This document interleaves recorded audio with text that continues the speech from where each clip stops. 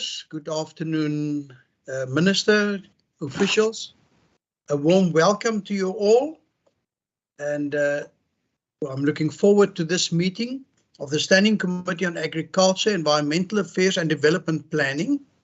Today is Friday, the 18th of March, and it's just gone 2 o'clock.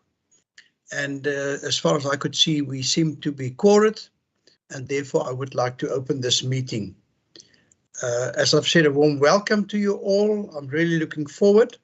Today's main item on the agenda is this committee's deliberation on Vote 11, Agriculture and the Schedule to the Western Cape Appropriation Bill of 2022. And I do hope that once we've deliberated that we would also be able to adopt the report that should be sent through to Parliament after this meeting. So thank you very much. And with that, I would like to give first the members an opportunity to just introduce themselves. And after that, over to you, Honourable Minister Meyer. Honourable members, my name is Enriquez van der Westhuizen. It's my privilege to be chairing this Standing Committee of the Western Cape. And with that, if I could get the other members also to just introduce themselves, I'll appreciate that. Good afternoon, Chairperson. This is Gillian Bosman, a member of this committee, and a very good afternoon to the Minister and all the colleagues online. Good afternoon, Chairperson. This is Peter Murray. And good afternoon, Minister. I'm Peter Murray. I'm a member of this committee. Good afternoon, everybody. Lorraine Botha. Good afternoon, Chair, MEC and all those present. My name is Pet Moran, a member of this committee. Thanks. Thank you, honourable members. I believe those are all the members that I did see online. Is there another member? Dr. Trotsky, I think your computer is unmuted. Perhaps you would like to just mute on your side.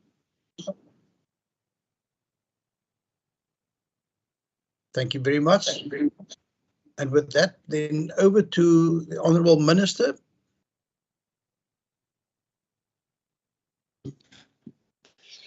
Good afternoon, Chair. Can you hear me?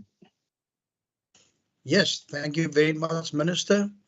I saw when you came online, you first had your mask on.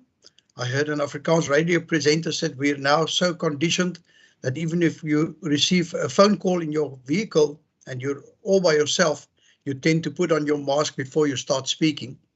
But if there's nobody close to you, you're welcome to take off your mask. Yes, thank you, Chair, and thank you for this opportunity to present these to the Standing Committee of Vote 11 Agricultural Appropriation Bill for 2022. You will first take a round of introductions from my staff members. Correct. Thank you, Minister. And you're most welcome. And we're looking forward also to introducing the budget just now. And with that, I would like to hand over to our HOD, Dr. Sebo Petsa, to introduce his team. Good afternoon, Chair, and to the honourable members. We're happy to be here. I'm at Elsenburg here. I'm joined by my CFO, Floris Eisama, with the Director for Business Planning and Strategy, Dr. Derek Trotsky, but also the Head of Sustainable Resource Use and Management, Ms. Asia Peterson, who's in the room here with me. And the rest of my other colleagues are connecting virtually elsewhere. The Deputy Director General, Mr. Daryl Jacobs, is on the call. The Deputy Director General responsible for Agricultural Research and Regulatory Services, Dr. Ilse Trautmann, is on the call. The Chief Director for the College, Ms. Hayley Rodkin, is also here. Dr. Tamalani Ngwenya, who is the Chief Director responsible for Agriculture Producer Support and Development, is also on the call. And colleagues at program number 8, Ms. Gertrude Jacobs and Mr. Brighton Shumba. But more importantly, a lady that is also in finance unit, Ms. Debbie Zana, is also on the call. That's the team from the department. We are all here and are happy to engage the committee chair. Thanks very much. Good. Thank you very much, Dr. Sebo Petsa. Can I hear? Do we also have representatives from CACIDRA present? Honorable Van der Woesthuizen, David Neff here. I'm acting CEO at the moment at CACIDRA, and with me is Mr. Freek van Zyl, the CFO, who is in Pretoria at the moment, but is linking into this call from there. So that's the two staff members from CACIDRA that's on the line. Thank you. Good. Thank you, Mr. Neff. Thank you very much for also joining us. And it's just incredible how the technology allows us to join this meeting, people even from Pretoria, and we won't hold it against him for visiting other provinces as well. Thank you. And with that, I can just confirm that we haven't received any apologies from any of the members. I believe we're a full house, so thank you very much also for that. And with that, I would like to hand over to the Honourable Minister for his introductory remarks. Minister, I believe there is going to be a presentation and that you might be speaking to the presentation as well. Thank you. I don't know who is assisting us, but it appeared momentarily on our screens as well.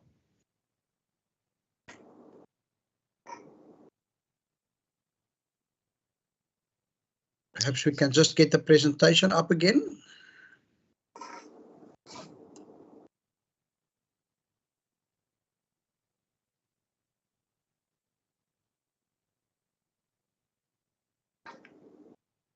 It was there, but perhaps we can just see it again on our screens. I will confirm once it's there.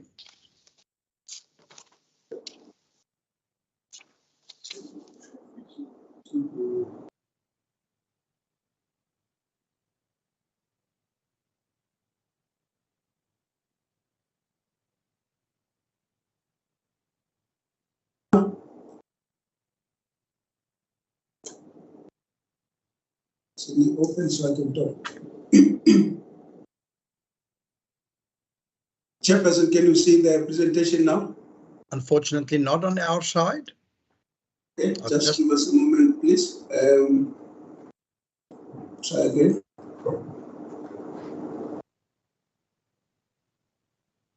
I've just sung the praises of technology, and now it seems to me it is indeed delaying us slightly.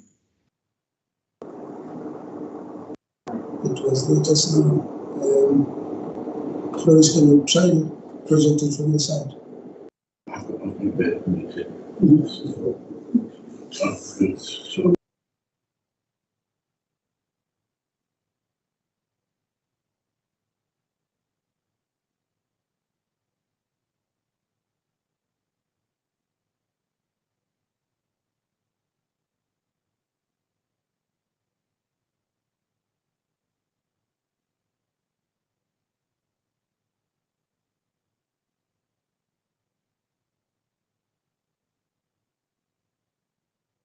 Thank you. There we see it.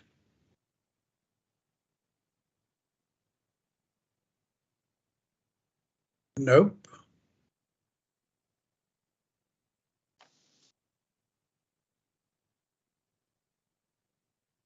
It again disappeared as soon as I think you changed to the next page. Thank you. Honourable Minister, if you wouldn't mind, opening this meeting with your introductory remarks, and hopefully by the time you're finished, I think you also have a printout of the presentation in front of you. Yes, I have. Members have also received this via email. So without further delay, I wonder if you would be so kind to lead us into this meeting. Thank you. Firstly, our apologies, Chairperson, and to the members of the committee for the slight delay. And thank you for this opportunity to present our budget for agriculture for vote 11. The presentation starts with what is this budget going to buy from a perspective of the ministerial priorities. As you know, I have developed 5 structured ministerial priorities. The first one is structured education, training and research. As you know, agriculture is a science and a science needs research. but also we are home of the oldest agricultural training college on the African continent, Elsenburg, and so we are also buying through this budget further support to strengthen our educational programs at Elsenburg, but also continuously support the rest of the agricultural sector with training. And so I'm also very pleased about the research that we are doing and the work that will be presented in this budget. Secondly, Chair, also, as you know, safety and rural safety for us is very important, and that's why the second ministerial priority for me is the rural safety. How do we keep our agri workers and our rural community safer, and what have we done or what do we plan to do in this current financial year in terms of the rural safety desk, the rural safety digital dashboard, and the work to continue to promote rural safety. I'm very pleased to say that part of this work is now also being supported by municipalities who put some of their own money into rural safety units, and particularly in the rural safety hubs. I'm very pleased that we find a good working relationship with the neighborhood watchers, the farm watchers, with the agri workers, as well as with the South African Police Services. Thirdly, Chair, for us, because the Western Cape is responsible for 53% of all South Africa's agricultural export, market access and continuous market access is for us very important. And given what is happening now globally, particularly as it relates to the situation in Ukraine and Russia, we will certainly see during the course of the year, we'll have to take stock of what is the impact of the war, particularly given our market access strategy. But we will continue to serve both our traditional markets, also our markets on the African continent. And this is the year that we need to aggressively pursue our market access strategy, given the Continental Free Africa Trade Agreement. The fourth priority, very important, is to support the producers, the farmers, and the agri workers. We have about 60,000 farmers, both commercial farmers and emerging and small-scale farmers, and continuous support to them is for us very important, given the magnitude and the depth of the responsibilities that they have in terms of the contribution to the South African economy, but particularly to the Western Cape economy. You will see in further slides that will be presented by my HOD what is the global impact of agriculture and the performance of agriculture here in the Western Cape. And I want to thank all the farmers for their support, given that we have a significant role to play in the economic recovery. As we have seen, and the figures are now out there, in 2021, we have seen that the agricultural sector in South Africa grew by 8.3%, and we're particularly happy for the great work of the farmers in the Western Cape. Lastly, Chair, it's the whole issue of climate change. As you know, South Africa is the 50th driest country in the world, and so for us it is important to look at how can we mitigate the climatic conditions and the impact on agriculture. We have been very active in this field, and you will see the work that it is planned for the current financial year in terms of climate change, and the work that Professor Stephanie Mitchley, as well as Dr. Ilse Trautmann are doing, but also sustainable resource management of Daryl Jacobs and Asia Peterson. They're doing outstanding work to assist our farmers to mitigate the impact of climate change. But in this 21st century knowledge economy, smart agriculture, the restoration of ecological infrastructure is becoming more and more important. Lastly, Chair, we have also done a study on farming in arid and desert areas. We will certainly, during this year, complete the management improvement plan so that we have the management implementation plan ready in terms of this particular study and share the results also with the sector. And so climate change is real. We see globally the sea levels are rising, the global weather patterns are increasing, and this has a devastating impact on agriculture. So that's what this budget buys, but it buys more than just this. And if we look at the next slide, how does this priorities link into the priorities of the Western Cape government? As you know, the Western Cape government has developed 3 core priorities as the government as a whole, namely to promote well-being, safety, and jobs. And we believe that jobs, safety, and well-being is central to dignity of people. And we will have a lot more work to do in promoting dignity, but a job, safety, and well-being will go a long way in starting to create a culture where people feel dignity. But at the macro level, everything we try to do is to do 2 things. The feeling of people. What is the feeling that we want to generate through well-being, safety, and jobs in a dignity paradigm?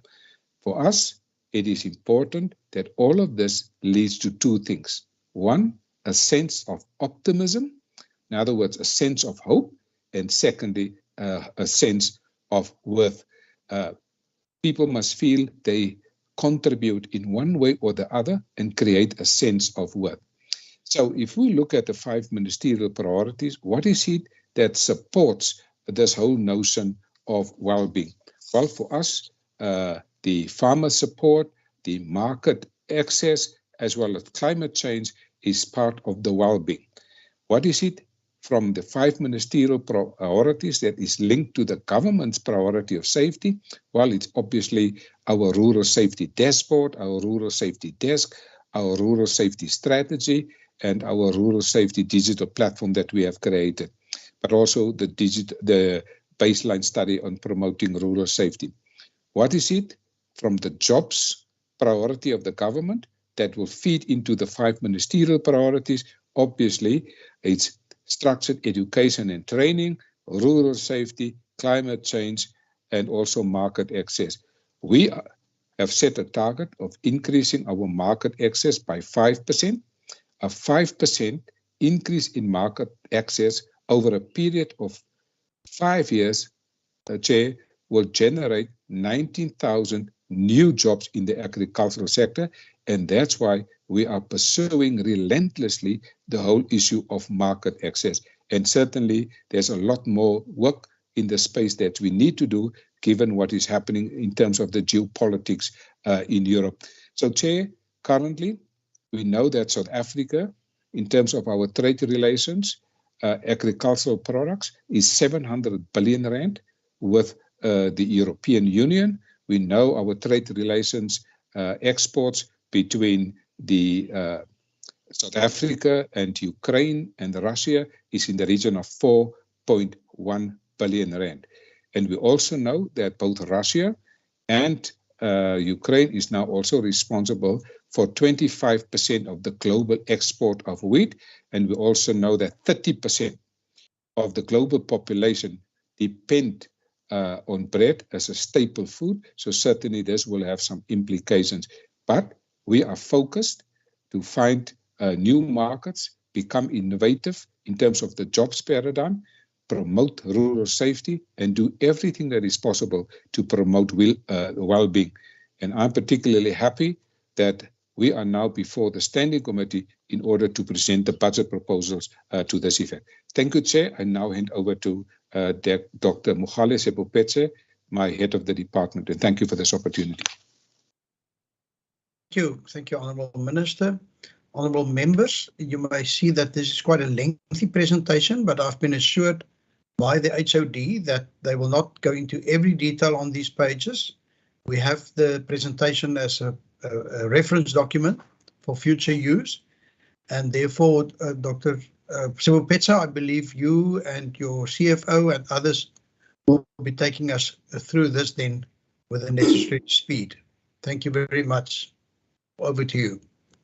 Chair, thank you very much, and thanks to the Minister. I think he covered quite a lot of ground on this first slide. I mean, he referred to the jobs and this sector, both the primary and agri-processing, responsible for 11% of this province GDP, and a very important sector indeed in the 5 rural districts of the province.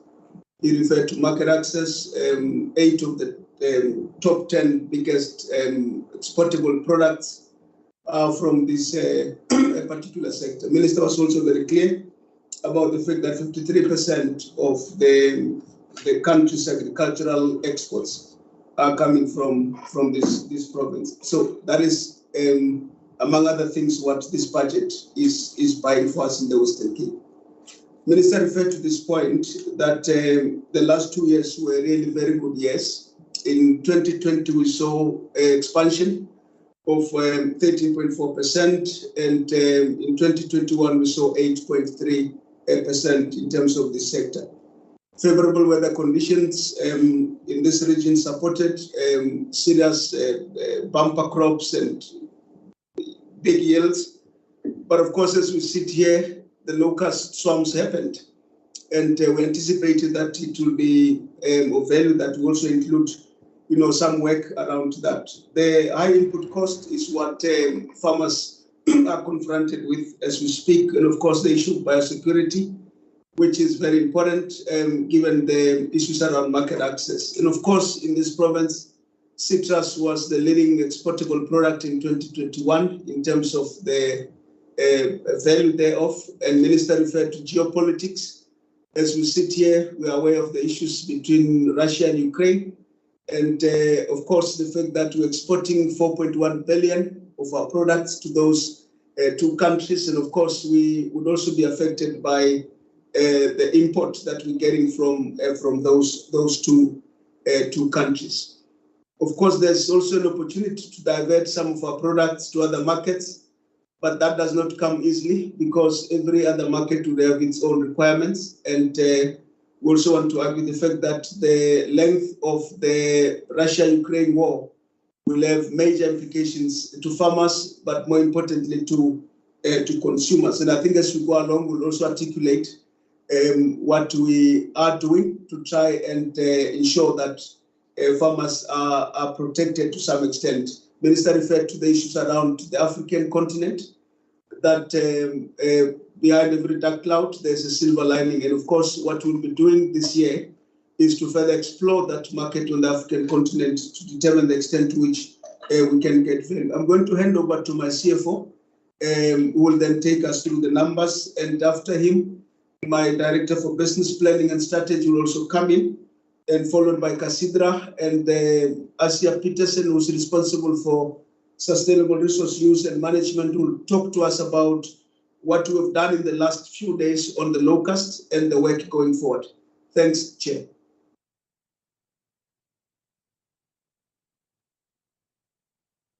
Chair, thank you. I will be prompt because this is just a recap that has already been presented to the Standing Committee in December. Just a couple of things that I want to just emphasize again. You will see there is with administration, some funding came and for COE and goods and services, and you will see some was taken away from agricultural economics. That is because of the shift of our seller. Part of it went back to the college. That is the viticulture lecturers, and part of it came to program 1 just for OD purposes. But that is, in other words, it's just a shift. Finance follows function. Sustainable resource use and management, we promoted some, or we took 10 million rand we gave back to Treasury to give to us in the new year because there was some challenges in terms of getting certain things like EIAs done. Chair, yeah, that is basically the big moves that were made, other than with the CASP at APSD, Agricultural Producer Support and Development. We moved some CASP funding away from COE, and we put it with transfer payments just to support more farmers. Chair, that is all I really want to emphasize on this one. As I say, we've done this in detail in December. And I'm now giving over to Dr. Trotsky. Chairperson, thank you very much. This particular slides I have shown to the Standing Committee about 2 years ago, And I just want to reconfirm our approach to planning and how we include it in the annual performance plan. So what we as a department need to do is we have to implement the mandate received by the government at national, provincial and local level. But we need to implement this within the context of a very particular reality that is our environment. Some will say what God gave us, or others say the cards we were dealt, but that is our natural resource in the province, the people of the province, and the structure of our economy. And then, of course, there are a number of things that will prevent us from doing environmental, social, economic, the different risks. And based on this, we developed our model of causality, or our argument or our reason why we are doing certain things. And I just want to stress that what we are doing isn't at the whim of a moment or someone had a dream at night. We went through a very thorough process to develop a rationale on why we are doing certain things. And in this rationale, we've identified 14 very particular intervention points for us as a department. And those intervention points became our sub-outcomes. For each of those, and this is just an example, we designed a problem tree as well as a theory of change on why we are doing certain things, how we are going to do it to achieve certain objectives. And then for each of these 40, we then developed a number of indicators. In other words, how we are going to measure progress. And those indicators you will find in our APP annual performance plan, the APP indicators that we've listed there with particular targets that we are going to do. And of course, as already indicated, these sub-outcomes that we've listed link to the new 3 focus areas of the department. And very particularly then in terms of the recovery plan, jobs, market access, food security, and rural safety. I just want to say that one of our key intervention methods, or the way that we are adding value to the resources that we've got, is through partnerships. And I've given a few examples. The one is how we developed from the Boompie project to the Deciduous Food Development Council commercialization project, and currently to Hortfin and the different stakeholders there. The same with subsistence farming or food gardens. We've got a number of key interventions. Agricultural research, we've got quite an elaborate ecosystem with whom we cooperate and how we work together. The same is in terms of marketing and skills development. So it is quite complex, the relationships that we are managing as part of our activities. What we also want to stress is that we have got a long-established process where we work through evaluations and monitoring and evaluation to measure the value of money that we give to our citizens. And indeed, Dr. Ian Goldman, formerly from the DPME, has indicated that our department is the best evaluating department on the continent of Africa, and we've got the awards to prove that, awards from DPME. So during our planning process, we have actually used all these evaluations and identified where we can improve and how we can improve. And we are currently busy with 4 evaluations. And one of them is to look at our department's response to the COVID-19 pandemic. How efficiently did we respond?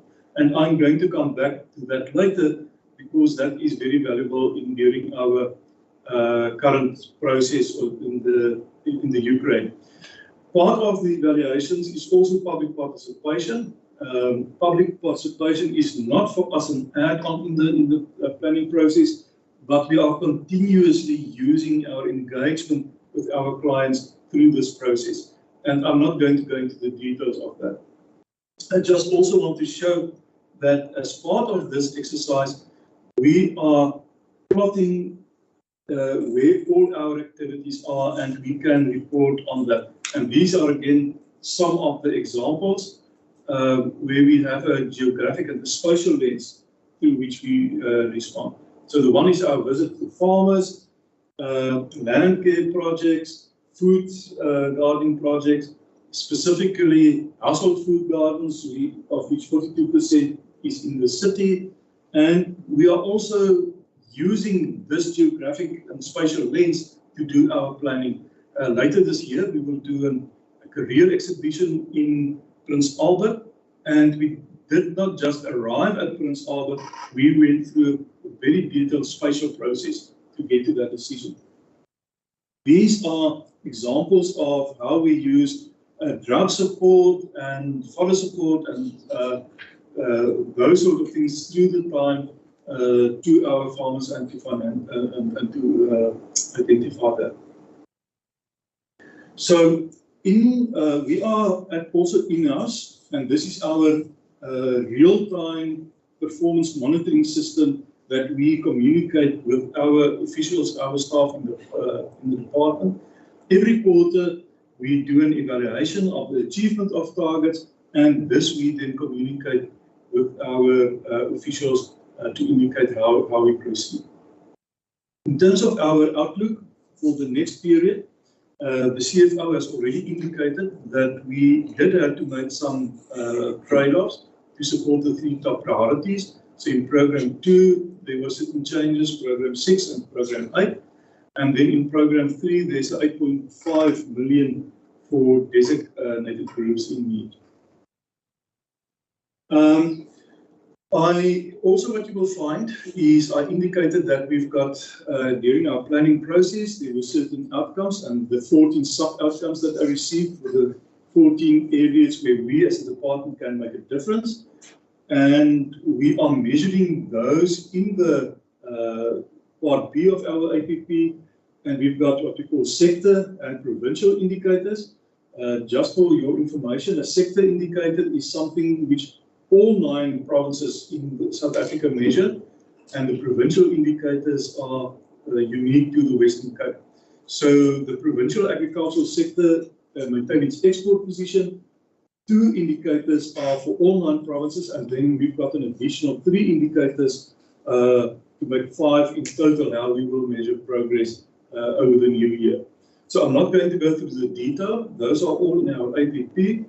And this is the way that we then link our indicators to provincial priorities, also to the districts. About 3 or 4 years ago, there was a sign process during which all 5 districts and the metro indicated what are their priorities. We clustered that into themes, and for those themes, we have also got then specific projects that we implement, and again, those are the indicators that can be found in our OPP.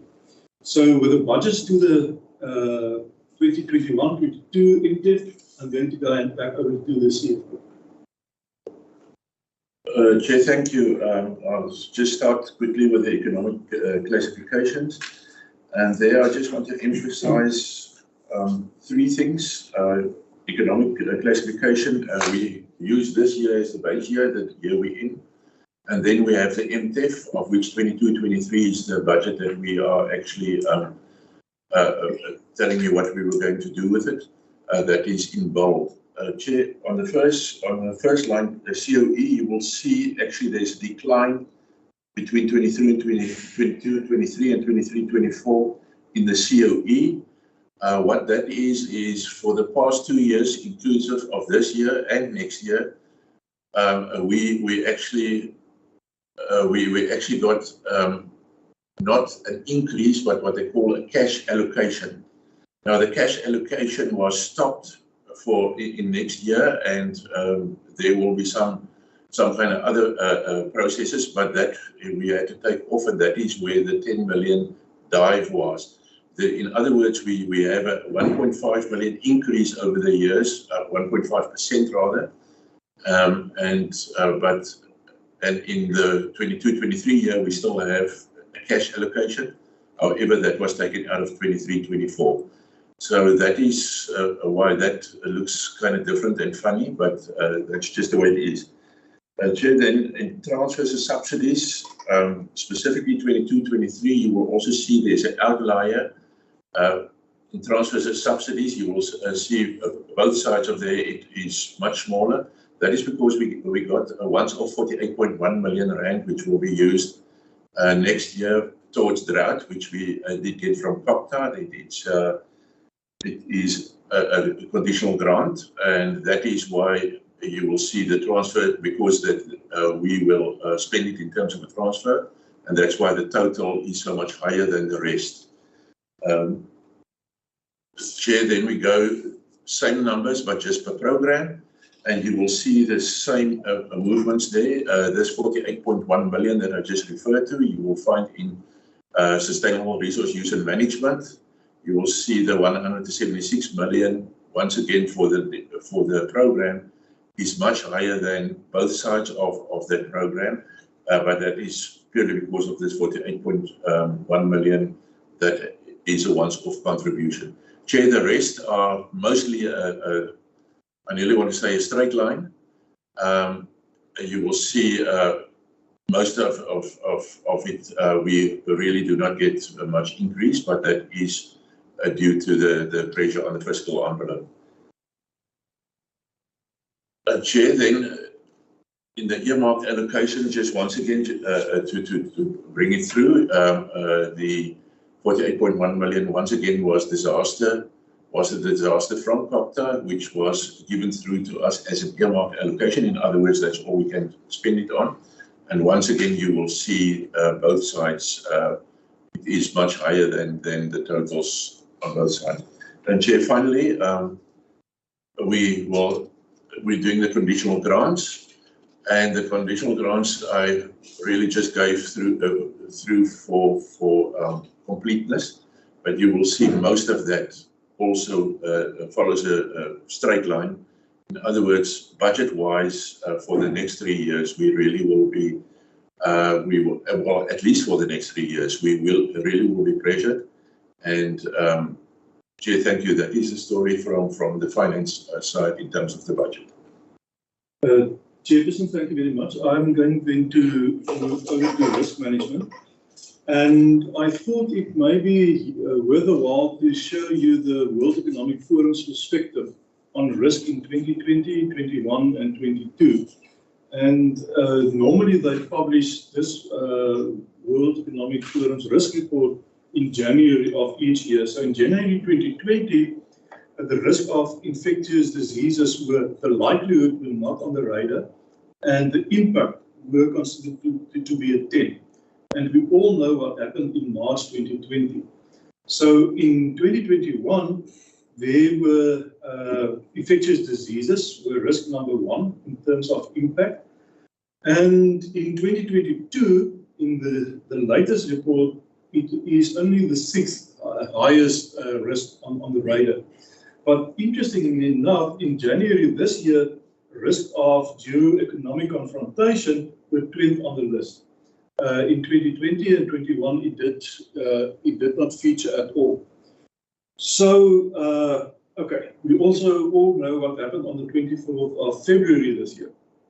So this risk then that in the 2022 risk report, as I indicated, infectious diseases were only number 6, but it was on the immediate horizon. In other words, 0 to 2 years.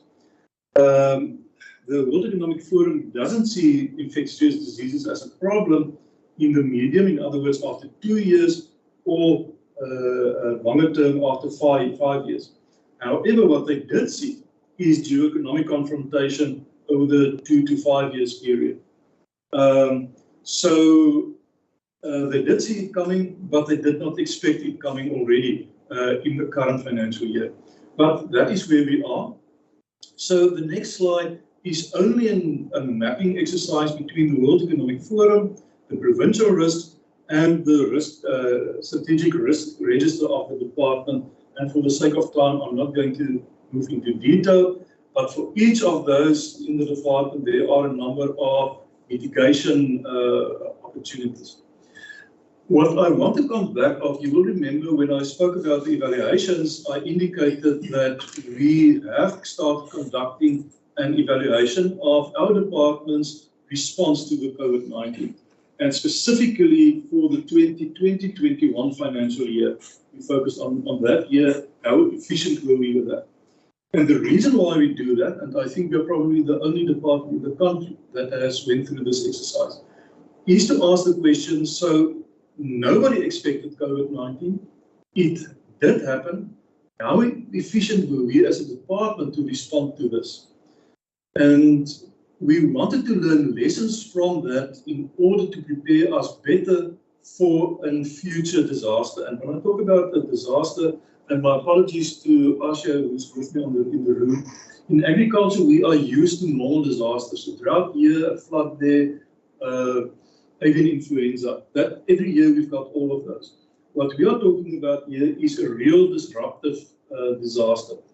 So we received the report about 2 weeks ago, just in time for the Ukraine crisis. And the first element from the lessons that we can learn is, and that is where the one is to be proactive in scanning, crisis anticipation, and risk identification. And then the second step around that is to make sense out of the risk and what its impact can be, the response of formulation and implementation, coordination, etc. I'm not going to go into the detail of this any further. I would rather move then to the Russia's invasion of Ukraine. And there are still a number of key uncertainties. And one of that is a war normally does not destroy farming resources. However, it will in all probability destroy economic and transport infrastructure. Another question is how long the war will last. Most of commentators expected Kiev to fall after 2 days. It is now 3 weeks later. Kiev hasn't fallen yet. So probably the duration of the war will be much longer than expected. And subsequently, the impact will be more severe and we will have a bigger disruption in terms of critical infrastructure. Of course, the end state is important. And one of the questions that we have to ask is, will the war destroy the crops in the ground? Currently, all indications are that movement of vehicles and destroying of bridges and land parts and those sort of things take place on roads and is not extended into the cultivated area. Okay, so on the 7th of March, the minister convened a stakeholder engagement with all the stakeholders in the agricultural sector to try to make sense out of the impact.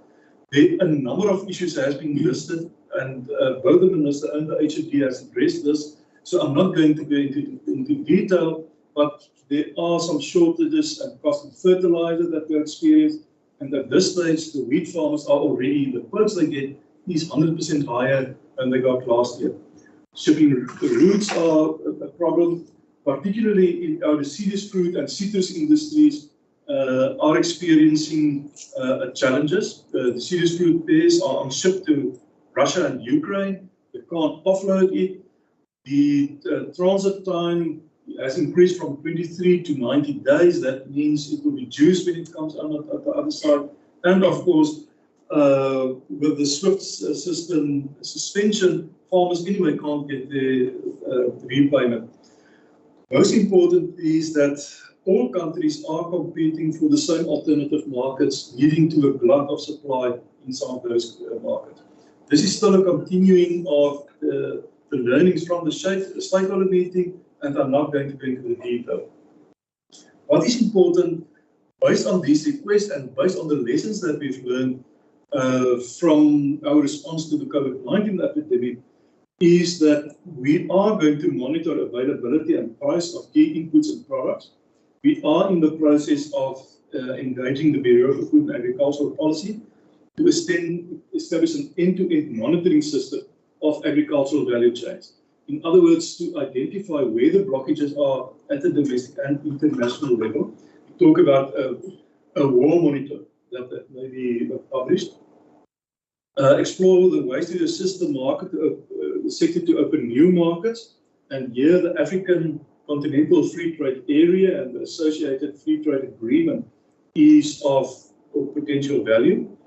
Engage DALAT to ensure that the sector response plan is developed, and within the next week or two, there's a MINTEC on the cards, and of course support for increased reduction on vulnerable households local level. I just wanted to add 2 slides, and again, both Minister and HG refer to this. In terms of our trade exposure to Russia, on the export side, oranges, pears, apples, mandarins, lemons and limes, grapefruit, fresh grapes and wine are some of the biggest exposure. And Russia, in particularly for pears and for oranges, is a fast-growing market. Although, as indicated, they've got very particular standards, which is not easy to defer to other markets. On the import side, in terms of Russia, wheat and maize is our main agricultural imports, as well as about between 11 and 14% of our fertilizer gets imported from Russia. Ukraine is a smaller market, but the same products, oranges, lemons and limes, and grapefruit being exported to Ukraine. On the import side, sunflower seed and oil, crude oil, peas, etc. are the main imports. With that, I am going to hand over to Casidra for their presentation. Over to you, Mr. Neff. Yes, Chair, thank you for the opportunity. I want to start with the first slide, referring to our mandate as a 3D state-owned company in the Western Cape, 100% owned by the government of the Western Cape. And our key objective or aim is to develop economic development and agricultural development in the Western Cape. And of course, we do this through the implementation of projects, specifically projects that we implement for the Department of Agriculture, but we also implement projects for some other government departments. And internally, of course, we focus on effective resource management so that we implement at the lowest possible cost and, of course, ensure that we still achieve our targets and have unqualified financial audits. So the next slide referred to 6 strategic priorities that we have recently adopted as CACIDRA. And for us, the 6 that we can adopt fast and quickly and that will have a high impact on the operations of CACIDRA, of course, is to ensure that we source enough and additional funding for our operations to actually expand, to keep up the quality of service delivery to our beneficiaries. Thirdly, our ERP system needs update, and we need to invest in that, and that's a key focus. Fourthly, internally cultural change, focusing on our staff, ensuring that we have staff that is motivated, and then equity in terms of our service providers that we employ, but also internal equity. And then lastly, ensuring that we engage with the stakeholders so that everybody knows what we do and wants to use CACIDRA as a service provider of choice. The next slide then speak to the 4 programs that we focus on. First one refers to agricultural and land reform. That is referring to the 2 farms that we manage, Marienstein and Waaikraal. And of course, the farmer support and development, the CAS projects that and the Lima projects that we implement. Then program 2 refers to our rural infrastructure development and poverty alleviation. There we focus on the food security projects, and then there's other project management services that we do for other departments like Department of Environmental Affairs. Then program 3 referred to our local economic development, specifically support for local businesses, and there we had relationships with DDAT for our Entrepreneur Support Fund. And then program 4 is our corporate services, which includes our HR, PR, governance, and finance. Then the next slide speaks to a bit of our history, and I think this is known in terms of our 32 years of unqualified audit, speaking to governance. Then some of the other stuff that is key is our food garden implementation, our work in rivers to combat the impact of floods, then our work with especially the Department of Agriculture and with DIA, they're now called DEF, I think Department of Environmental Affairs, Forestry and Fisheries, especially around alien clearing has become very important. I'll speak later on more on that. Then supporting our industries through the funding that we receive. So there's quite a lot of entrepreneurs that grow their business based on the kind of work that Casidra is doing, and we support them. And then, of course, the key is our partnership with private sector so that we can increase our funding source and increase our impact. So that's kind of our proven track record that I want to speak to. Then reflection on some of our challenges and risks. Our funding model has been a debating point recently, and we have some meetings set up with the Department of Agriculture just to speak to our funding model. And then I've already alluded to our IT infrastructure that needs upgrading. And then back to our funding model, our insufficient margins on some of the projects that we implement, especially with escalating implementation cost. Just think of the increase in petrol price and so on. So then fourthly, the whole thing of monitoring our service delivery standards to ensure that the quality of work that we do is acceptable to both our funder and the beneficiary. And then the two farms that we are still managing, Amalienstein and Vaikraal, the turnaround plans has become very important, and at the moment community engagements is still happening with the community around that plans. Then keeping staff morale up, and then the 7 referred to leadership stability. We've had quite coming and going of CEOs over the past years, and I think the board at the moment is recruiting the new CEO for Casidra. The next point referred to, and I think Dirk alluded to it more in more detail, but just for how Russia-Ukrainian war will impact Casidra. I think key to say there is that we've got beneficiaries with funding that was approved historically, but the reality is that approval is now negatively impacted by the kind of escalations that we see in production cost. And so perhaps we need to go back to the drawing board around that kind of increased costing. And just referring the second point, farmers will not be able to cultivate the same area with the previously approved budget. Just something to note. And then Prof. Kirsten, the chairman of our board, gave me this stats, which is very interesting, that agrochemical increase of 118% over the last year, and then some fertilizer increases even up to 222% for potassium chloride, just to show the kind of increases in input costs for most of these emerging or smallholder farmers. So I think that's the kind of impact that we need to look at as part of the risk. And then just back to the current locust infestation. The local plague can destroy a lot of the kind of production inputs that we've done in the CASP and food security support programs, and I think we need to note that.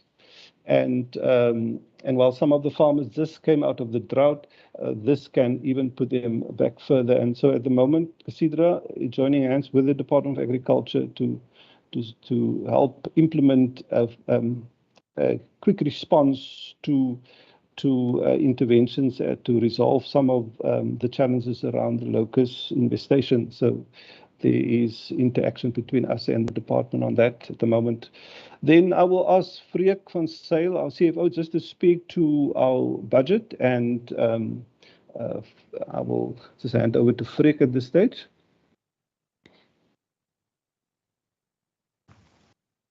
Chair, thank you. You've got there the audited figures for 2021. The major portion of our operational expenditure is salaries, because we are selling people's time. Due to the fact that we are paying attention to our IT infrastructure, you'll see that from the budgeted figures in 2021, there was a significant material increase in the years going forward to get the infrastructure up to standard again. And then in the outer years is to buy new vehicles for people going out into the field. The other concern that we've picked up is that our own generated income is decreasing. So we are paying attention to getting new income streams. And then for the 22-23 year, we had conversations with the department as well as with Treasury, and it was decided that the amount that was sliced from the Casidra's 21-22 budget will become back on to the budget for Casidra for the years going forward. Still, with that in mind, for the 22-23 financial year, there is still a deficit that management at Casidra must pay attention to. And there was a new structure that we realized that we cannot continue with that structure, and that will affect the saving of another 1.8 million. That's what we've indicated at the bottom of that page. Thank you, Chair. Thank you, Freek. Then just two last slides in terms of our plans going forward, our strategic actions.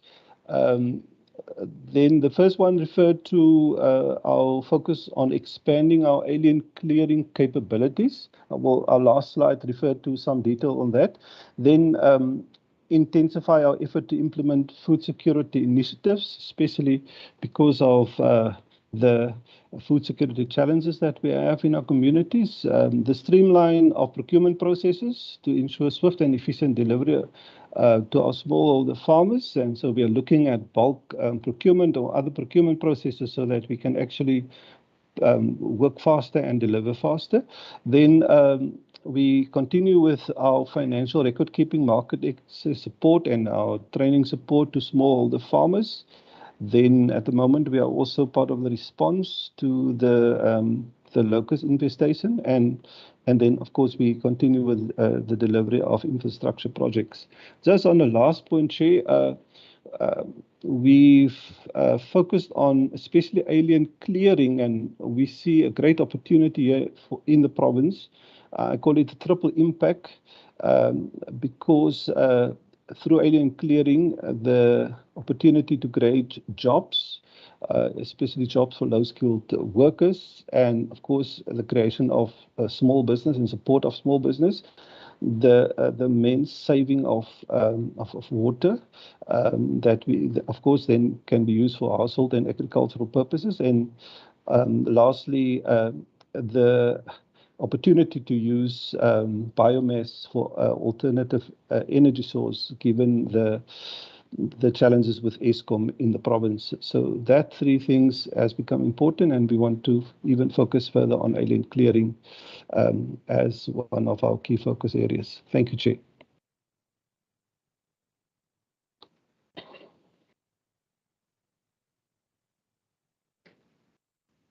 Who's going to take us through? Good afternoon. Good afternoon, Chair. Just on the locust swarms. The locust swarms has been making us hop around in this province like we haven't done in a very, very long time. So this is a map that was produced by our GIS department, and the map basically shows that these locusts are endemic to the Northern Cape. And then when in good years, they basically lay eggs, and when the conditions are favorable, they hatch into hoppers and flyers, and then they migrate as migratory pests do, and they're specifically in the direction of wind. And we can see in this area, they focus mainly in the central Karoo, but we've seen them even migrate further into Ladysmith, Calitzdorp, and Oudtshoorn in the last few weeks, which is unconventional areas for them to migrate normally to.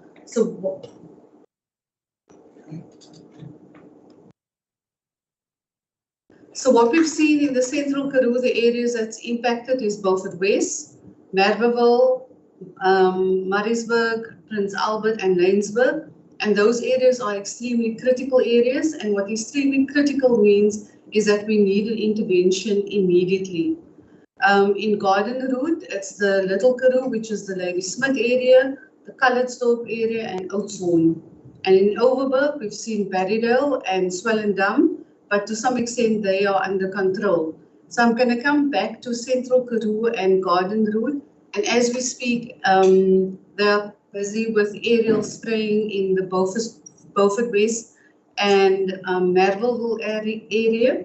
And they're hoping to do aerial spraying by this evening in Prince Albert. And later in the week, we'll see some spraying in the Garden Route with Ladysmith, Calitzdorp, and Oudtshoorn.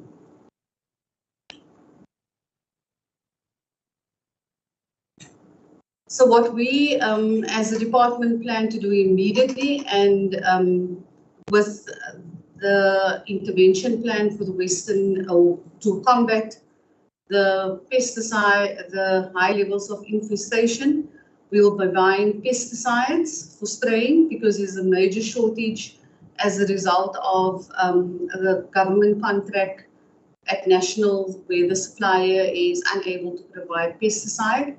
The PPE, they don't have adequate PPE, and the sprayers, the pump sprayers, those are not all in functional order.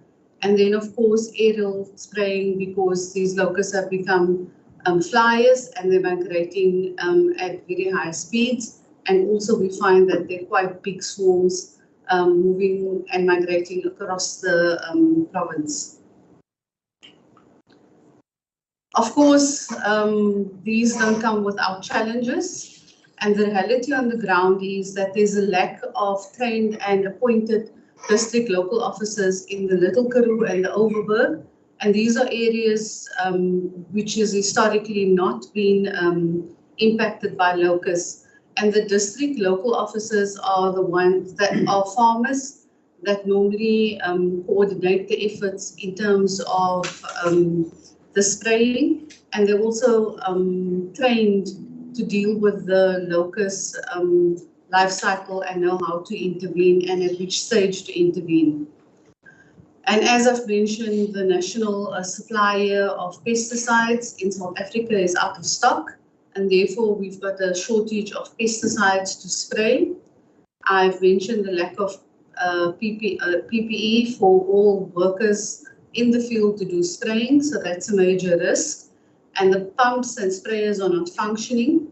And one of the major other challenges for us is the fact that the district local locust officers hasn't been paid since October 2021, and the total outstanding amount is almost 800,000. And what this effectively means is that it's farmers who's already been burdened by the drought.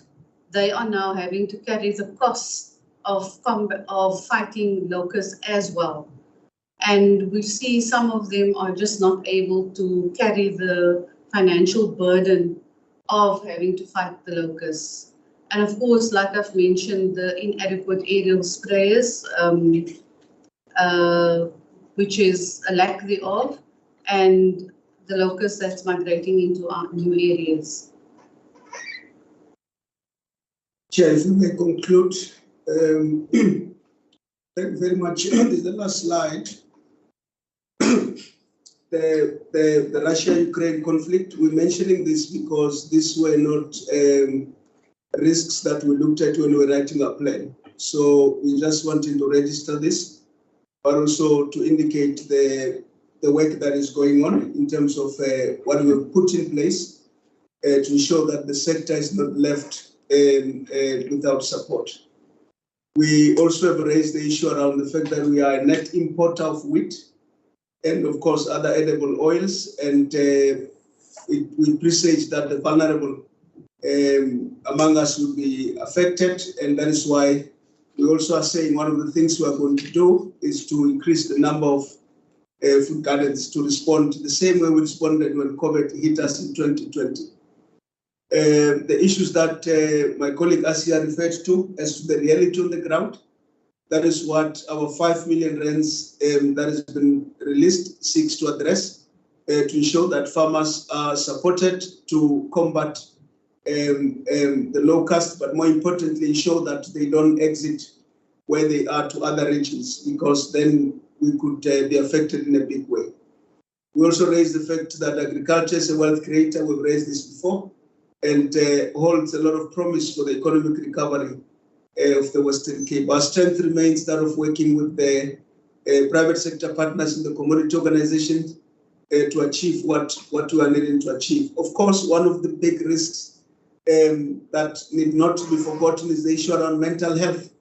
It's something that is top of my mind, together with the team, to ensure that our staff are supported to continue to protect the sector, to provide support to the sector, which is a very important sector that employs a number of people in our province. And lastly, we are ready and committed to support the economic recovery of the Western Cape. So we brought quite a number of things into this presentation, because when we're writing our plan, these risks were not in our face, but we thought it was important to also bring them to attention, but more importantly, indicate what we are doing as a department dealing with these immediate risks that confront our sector. Chair, thank you very much. That's our input. We are ready to then take questions that the members may have. Thank you, Dr. Sebopetsa, and also warm thanks to your team members. Honourable members, I will now hand over to you. Please indicate by raising your hand. Those of you that want to pose questions, want to make some comments. Dr. Sebopetsa, I can say from our engagement earlier this week that the members were extremely well disciplined in being concise and to the point with their questions and remarks. And I trust that you and your team will follow suit in responding to those questions. I already recognize the hand of Honourable Peter Murray. Can I just indicate, honourable members, if you would be so kind to try and limit yourself to about 3 minutes, then hopefully we would be able to fit in a number of rounds of questions, which might address the frustration that people sometimes have not to be able to follow up with follow-up questions. First, Honourable Murray, and then Honourable Maran. Please go ahead. Thank you so much. Thank you so much, Chairperson. All I want to say is you cannot criticize success. You can only acknowledge it and only observe it and give it credit. And looking at the figures of the department, that is exactly what I'm going to do. I'm not going to criticize.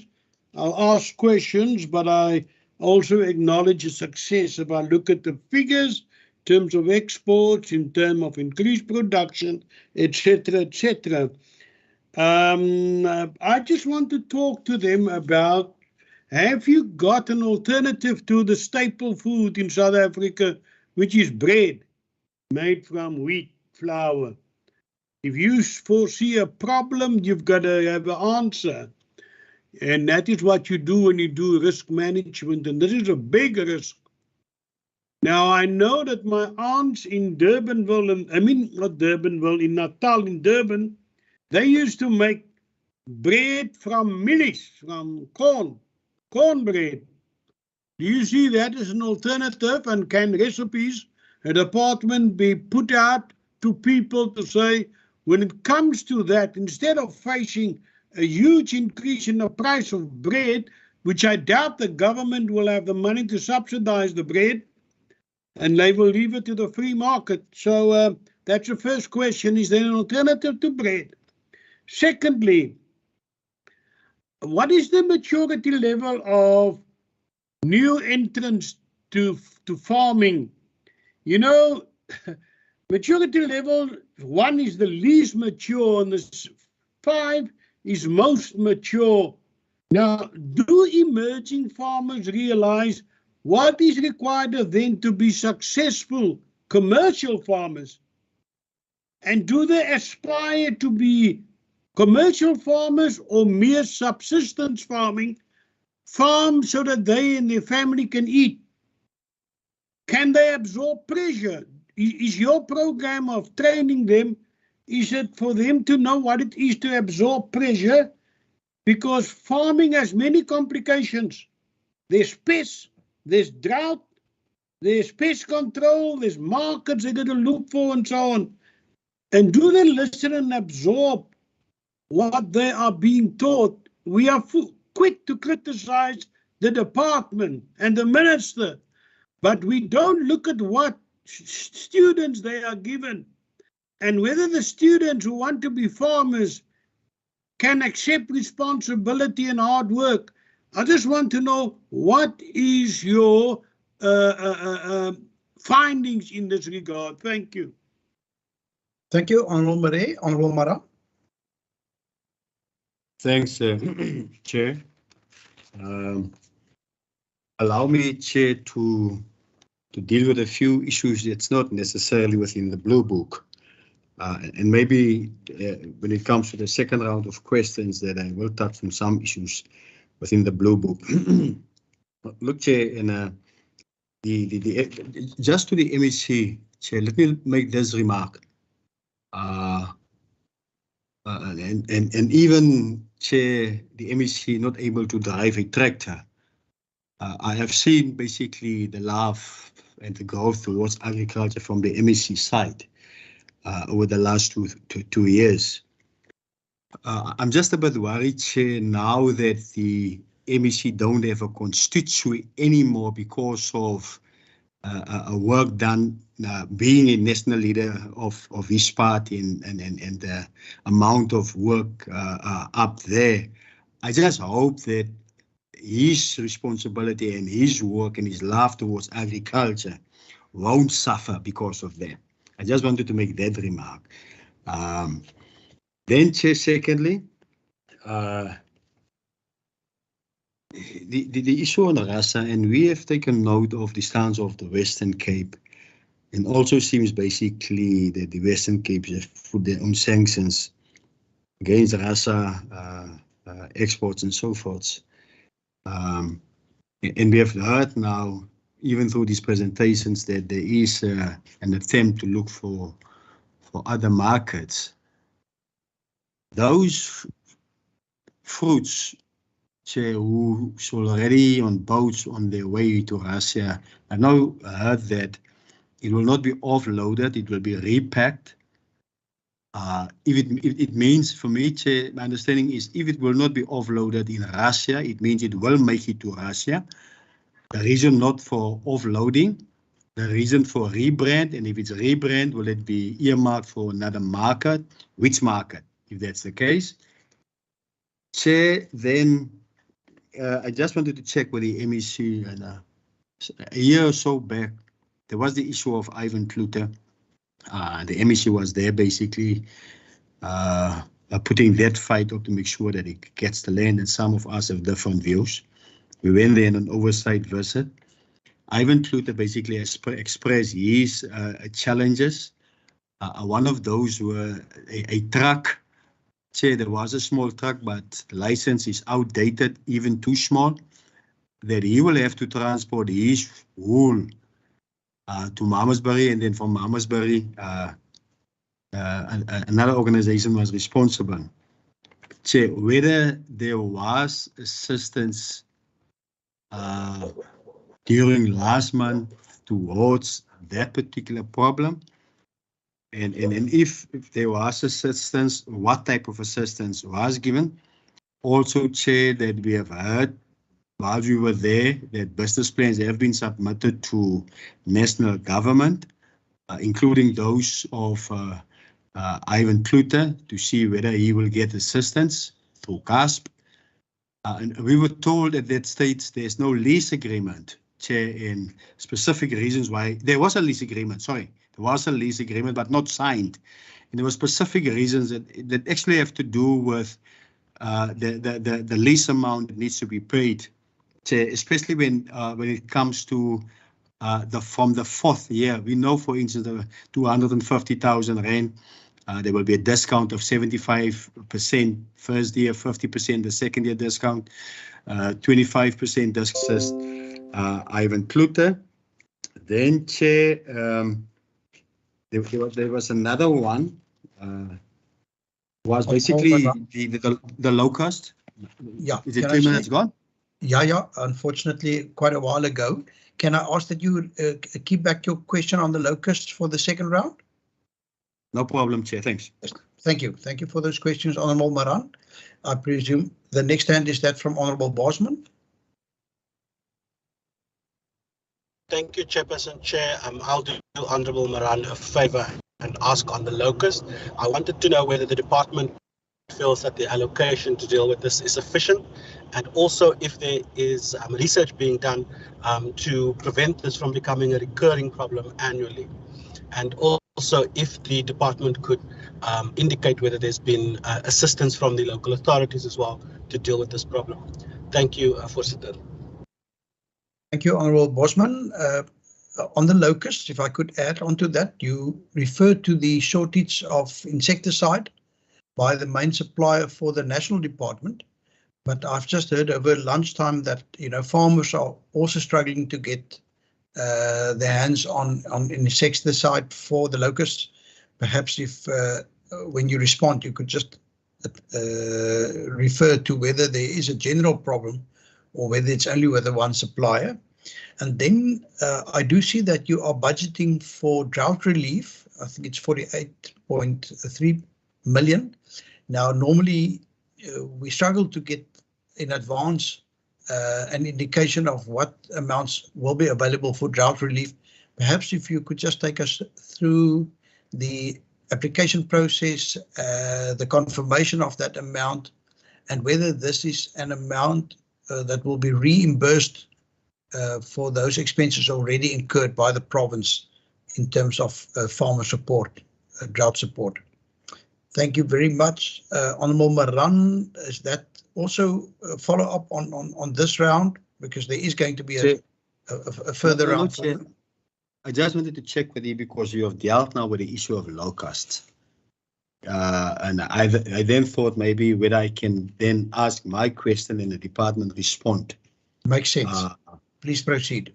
Yeah, I just wanted to check because yesterday, I think it was yesterday or the day before, we've been told by another department, I think it was local government, I'm not sure what it was yesterday, that 5 million rand has been made, has already been dispatched, made available and dispatched for these locust invasion within the Groote and Klein Karoo. But I've now heard that one of the officials said that they plan to do. So I'm not sure how long that particular planning will take place, but I thought the 5 million rand is already there, Chair. On top of that, correctly stated, and we've also heard about the 48 million for drought relief. Chair, in terms of fodder, but Chair, those with natural grazing, when it comes to livestock, how will they, is there anything budgeted in this budget on top of the 5 million rand that will be made available to further assist? There was a question whether 5 million is enough. Is there money made available within this budget to further assist those farmers with the, within that particular area? Thank you. Thank you, honourable members. Things are not playing out as I envisaged, but I'm still quite happy with the nature of the questions and the follow-ups. Honourable Marais, I do recognise your hand then for a second bite at the cherry. Thank you. I forgot to add the following to the maturity level of these projects, because we investing quite a lot in emerging farmers, and every time we want more money and more money. Are these projects showing any signs that the new farmers accept responsibility for the money we invest in them? Do they understand also the whole issue of financing, of cash flows, cash flow projections? Do they understand it? Because farming is not simply about putting a seed in the soil and watching it grow. It's a business. So I would like to know the department to tell me, do you teach them also about marketing their products and also how to manage their cash flows and projections of future cash flows in case of things like droughts or locusts or whatever the case might be? I just want to know, is our investment a sound investment in emerging farmers, or do we just throw money at the problem which don't show results? Thank you. Honourable members, if you wonder who lowered your hand, I did lower a number of people's hands. Please feel free to put them up again for the second round. Honourable Minister, there were some questions directed at you and then the others to the department. Would you like to respond first? Yes, Chair. I'd like to respond to some of these questions, and some I will refer to my head of the department. I see that Honourable Member Marais asked about the maturity levels. Is agriculture a business? Do we teach them cash flow management, forecasting skills, financial management skills? Are we putting money in without getting a return on investment? So my department head will refer that to the relevant official. Then there's also a question about staple food, a very important question. The HOD will reply to that, Honourable Member Marais, except to say that 30% of the world's population is dependent on bread as a staple food. And with a massive shortage globally of wheat, particularly 25%, from both Russia and Ukraine, it certainly puts a major risk. But your question is there an alternative to staple food? I will let the professional people answer that particular question. Honourable Member Maran, thank you for some of your input or remarks. One or two were questions. Thank you. You can have the credit that it was under your pressure that I am now able to drive a tractor. So thank you for raising that in the standing committee, and the credit must go to you and Jerry Aris, who taught me to drive a tractor. As I always joke, I can only drive a tractor forward, not backwards, because I'm not taking agriculture backwards. My workload is manageable, and I enjoy the work in agriculture. One of the best things of any management and leadership skill is surround you with the best possible people. Then you don't need to worry. I have an outstanding head of the department, Dr. Seppo Peche. I have an excellent DDG in Dr. Ilse Trautman, an equally excellent DDG in Daryl Jacobs, and the rest of the senior managers. In my political work, equally the same. I'm not going to talk about that here. And so the workload is manageable. I met the Premier last year, and he asked me about my work since he wanted to give me additional work. I said, I'm happy to do that. And as you know, I've also been appointed as the leader of government business, and I appointed a manager in that office. I enjoy everything, and I can only do these things because I'm surrounded with competent people in the various positions. So, Honourable Member Maran, you don't need to worry anything about it, and that's why I develop even the hashtag for the love of agriculture. It is the love that I have for the job, and so still, there's no need. The issue of Russia and the fruit and the repackaging, the offloading, the labeling, the marketing, you've heard from the presentation of Member Maran that the shipping containers left the harbor before the war. Normally it takes 23 days, but now with the war it takes about 93 days, 3 months at sea. But you must also remember, as Dr. Trotsky has indicated, the Russia has been the SWIFT international financial system. They've been cut off that system. In other words, payment for import and export cannot happen. Some of those shipping containers are at sea, and some of them will certainly not land in St. Petersburg. The Fresh Produce Export Forum, whom I have also met in terms of the reference of Dr. Trotsky, they have now indicated that some of these producers will redirect some of those shipping containers to other markets. But remember, you cannot simply now take the market share to other markets, because different markets have different specifications and different demands, and we can't just dump those things on those markets. Well, we have also see the humanitarian need in Ukraine and in Poland and in Romania. So some of the possible suggestions were that some of these shipping containers will be rerouted to Rotterdam, one of the busiest agricultural logistical port in the world, for onward distribution to where humanitarian relief efforts are required. Relabeling and repackaging and offloading, that question, Honourable Member Maran, is certainly Dr. Sebopetse and the team can answer that question. They can also answer the question on Ivan Kluter and the business plan. In terms of the issue of the locust, we have developed a very extensive plan for the locust, and I'm very happy that as soon as we got to understand and get a grip of this problem and the seriousness of the locust problem, the HOD came to see me and he defined the locust problem as being devastating, having a devastating impact, and it's a major risk in the Eastern Cape, Northern Cape, and the Western Cape. So one of the outcomes that we want to see in terms of our intervention is to protect our farmers and agri-workers, but also disaster declaration. So for us, it is important to support the agricultural sector as part of the economic recovery. I've issued a statement.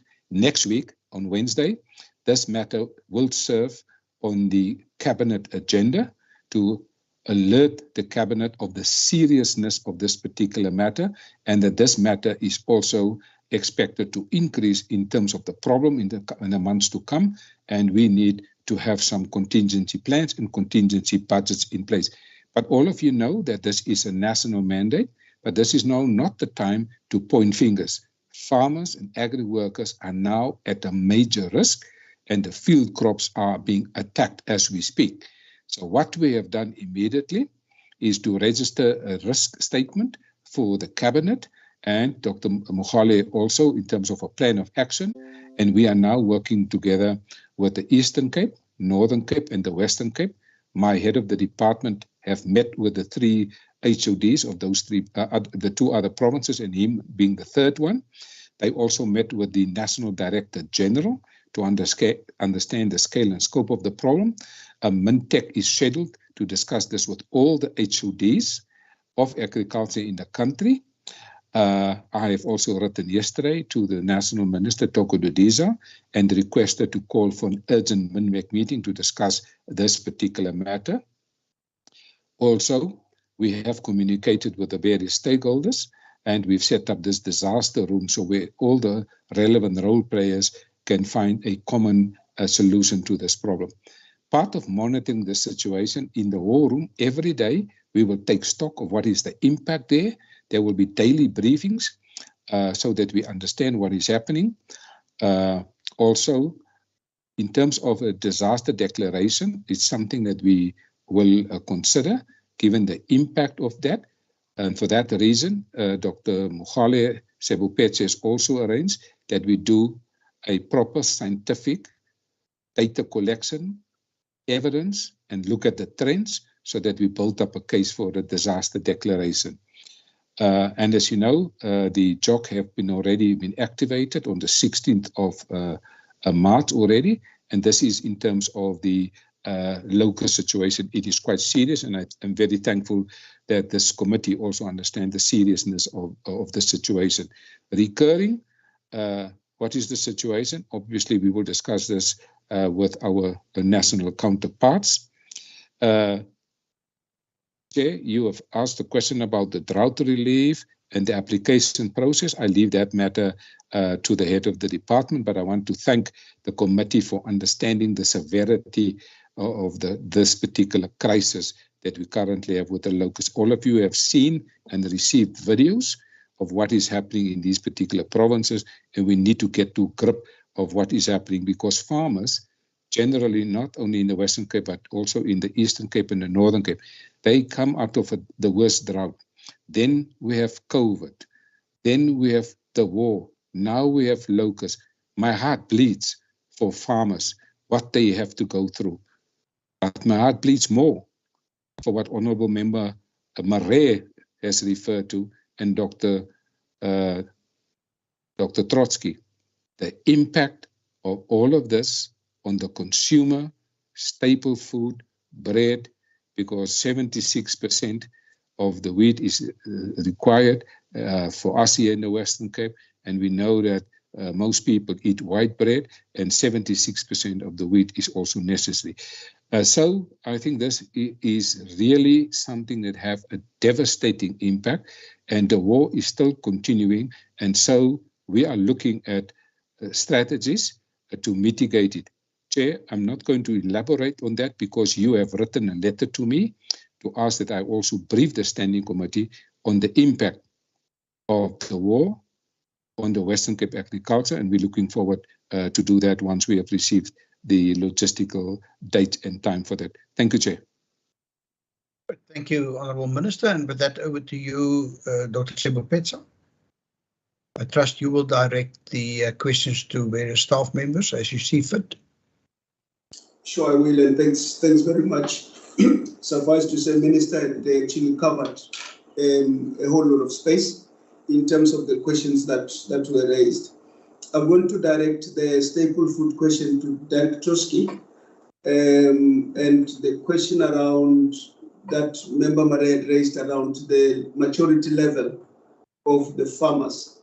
We have indicated in the presentation that we're doing quite a lot of evaluations at the department, and those have told us over time that these farmers that we are supporting are not just dependent on the state, they are actually performing, and a number of them even getting to the level of commercial. And I agree with you, farming is not, it should not be just a lifestyle, it's business, and it should be managed like that. So a capacity building program in terms of helping them to manage their finances, the market access program, all of those contribute to their growth and maturation into commercial level of farming. But having said that, it's important also to accept that not all of them will succeed. And we should be able to accept those that are not successful and allow them to exit in a dignified manner. And we've had such people that have not been able to succeed, and we allow them to exit our system of support. So that's really what we do, and we're happy to take the committee through in terms of the evaluations that we've done, particularly the land reform studies that have been done over the last 10 years, and that we can share with that. Honourable Maran, you had asked a question about Ivan Klute matter. I've been informed that subsequent to the visit of the committee that the lease had been signed. There were issues obviously around the payment of that lease, obviously with the national government, and that matter had since been settled. I'm also advised that his application is currently at the national government in terms of the conditional grant. And once that feedback is received, he'll be the first one to know what support he'll be getting. But I can't give you this commitment that we remain committed to support farmers. And by the way, I've included as one of those committed farmers in the Western Cape. Honorable Bosman, you asked the question around whether the 5 million is sufficient. Obviously not. Whether this will be the last time we've got these swarms. Our scientists are telling us that given where we are, we could actually have another outbreak in August and maybe another one in February, March next year.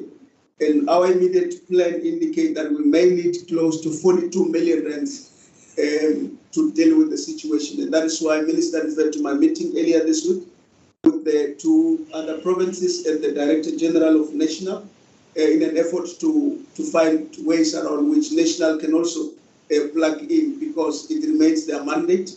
But as Minister had said, farmers are in the Western Cape and we can't leave them and not support it. The JOC has been activated. I think Minister referred to that, and the thinking is that the district JOC must also be activated to fit into the provincial one. But in my discussion with the national DG, he's also wanting to activate nationally so that we pull into the nut joints so that this matter is dealt with correctly. The same way we dealt with COVID, we think we need to elevate this to that level. Quickly, the CFO will respond to the 48 million, and Asia will respond to the chemicals story, and then we'll respond to the staple food, and then we hand over to you, Chair. Thanks. CFO. Chair, thank you. The 48.1 million was an initial presentation or submission to National, to COPTA, for 116.1 million. That was done also through Ms. Peterson and the unit, the disaster unit. So we were just, I nearly want to say, surprised to get 48.1 million from the 116 we asked. We obviously are thankful, but we unfortunately cannot stand in for the way the numbers were gotten to. So yes, it is quite a, I don't want to say a lengthy process, but it is an involved process where we have to do through our local disaster unit and to national disaster, etc., and then it goes through to COPTA. I think that has been done, what was around about September of 2021 already when we submitted this request. Thank you, Chair. Chair, with regards to the pesticides in the area, in the Karoo, in the Little Karoo, they've ran out of supplies in that area. This is apart from what the national supplier has, but the surrounding areas, there are suppliers that have stock of the pesticides. Thank you. Chairperson, thank you very much. I must now be careful that I provide a short answer because it can be a very complicated question. I think before I get to the staples, it's important to note that nothing has yet happened to the wheat in the ground in Ukraine and in Russia. Normally how this planting season works, they would plant in their autumn, then you would get the ground is frozen over, and the wheat is quite comfortable there in the ground until the fall start in spring. And harvest only take place in July, August every year. So I think that is why I asked the question, how long will the war last? What will be the impact on the actual agricultural resource? In other words, will there be a lot of tanks and armored vehicles driving over the wheat fields? And how will the infrastructure be affected? So at this stage, the normal harvest of Ukraine and Russia is still in the soil. We will only start to get a better indication when the fall start and certain agricultural activities need to take place, spraying and fertilizing and things like that. And of course, when harvest takes place in July, August, what will be the condition of roads, bridges, the harvest, like in Odessa and Mariupol, that we now take note of. So, okay, I just need to put this perspective on the table. Nothing has changed in the wheat market today, although people are worried about that. if we talk about the staples, now in South Africa, we've got three main staple foods that would be wheat, maize and rice. And depending on particular culture and particular communities, one or other of those are more important. But those are substitutes for each other. So nothing prevents people on a price basis eating a little bit more pap, or porridge, or rice, or things like that. So there are alternatives which are not affected. South Africa is a net exporter of maize, and it seems that we will have a good crop this year, which is positive. We import most of our rice, but the rice production areas has not been affected by this conflict. So I'm going to leave it there and hand back to Aisha. Chair, thank you very much. I think that's it from our side. The one question from Member Maran as to whether we support only fodder farmers. No, we support even the other farmers with the, who may be grazing with lucerne production and so on and so forth. It's not only the fodder we support farmers with. And all the details are also in our annual performance plan. Chair, thank you very much. Thank you very much for those responses.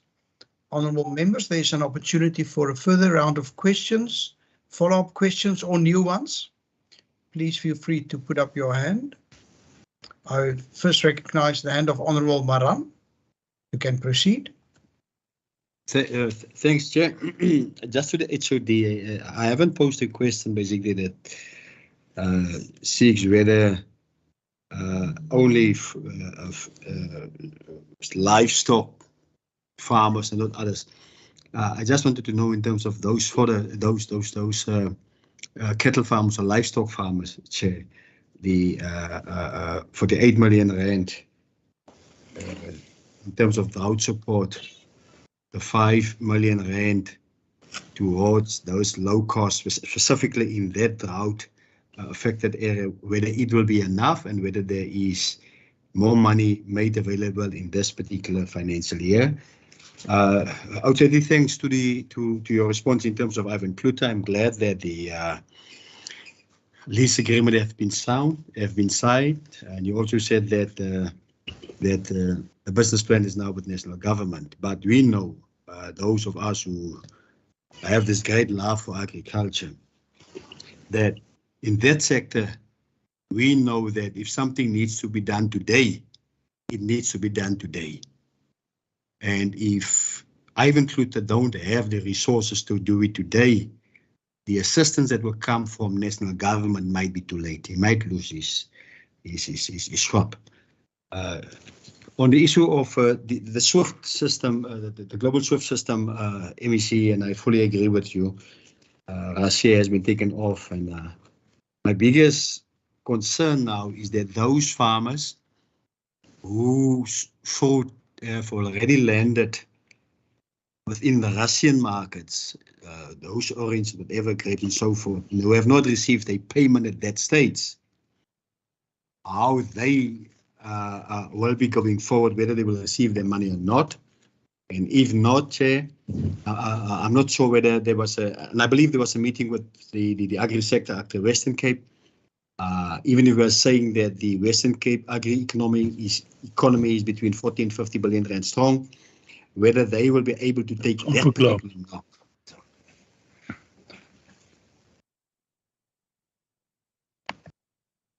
Is it a point of order, Chair? Chair? Proceed, thank you. Thank you very much. Whether they will be able to take that particular knock, Chair. Also, Chair, I'm not sure, Chair, and I don't believe that the international, especially your European markets, will be able to take all basically the exports that comes from not only the Western Cape but also other areas of our country. Whether we are pursuing, we have discussed the issue of the free African trade within Africa. Whether we're going to explore the African markets. I've listened basically, Chair, a couple of weeks back to when the MEC have addressed farmers in the think it was in 2017, 2018 in Witzenberg, and I have spoken about the African market, and people are hungry. They need to eat. We must explore that particular market. The exports, the imports, Chair, when it comes basically to specific products, wheat and muslin valued to 2.3 billion rand in 2020. The Western Cape basically that have absorbed 28% of that imports. Whether the Western Cape farmers basically are ready to deal with that particular shortage that will be there, go over into that particular crops, but not only for the Western Cape, but also the whole South Africa, but also for the African market, because I believe that those imports to other countries on the African continent would also be impossible, Chair. So let me stop there. Thank you, Honourable Maran, and I trust you will lower your hand. Are there any other members before the officials respond? Thank you, Honourable Chair, I just want to ask whether how long do you expect this meeting still to go on, sir? So I just have something I've got to do urgently, but I want to know if the meeting will be, because I support the budget. I just want to know when do you intend this meeting must still continue? Honourable Marais, you will know how difficult it is to make such predictions. I do know that there are some other people on this Teams meeting that have expressed a desire to leave at 1600, 4 o'clock. But if you do ask of me to look into the crystal ball, I would say about another 45 minutes should be sufficient. Thank you very much, Chair. Thank you very much.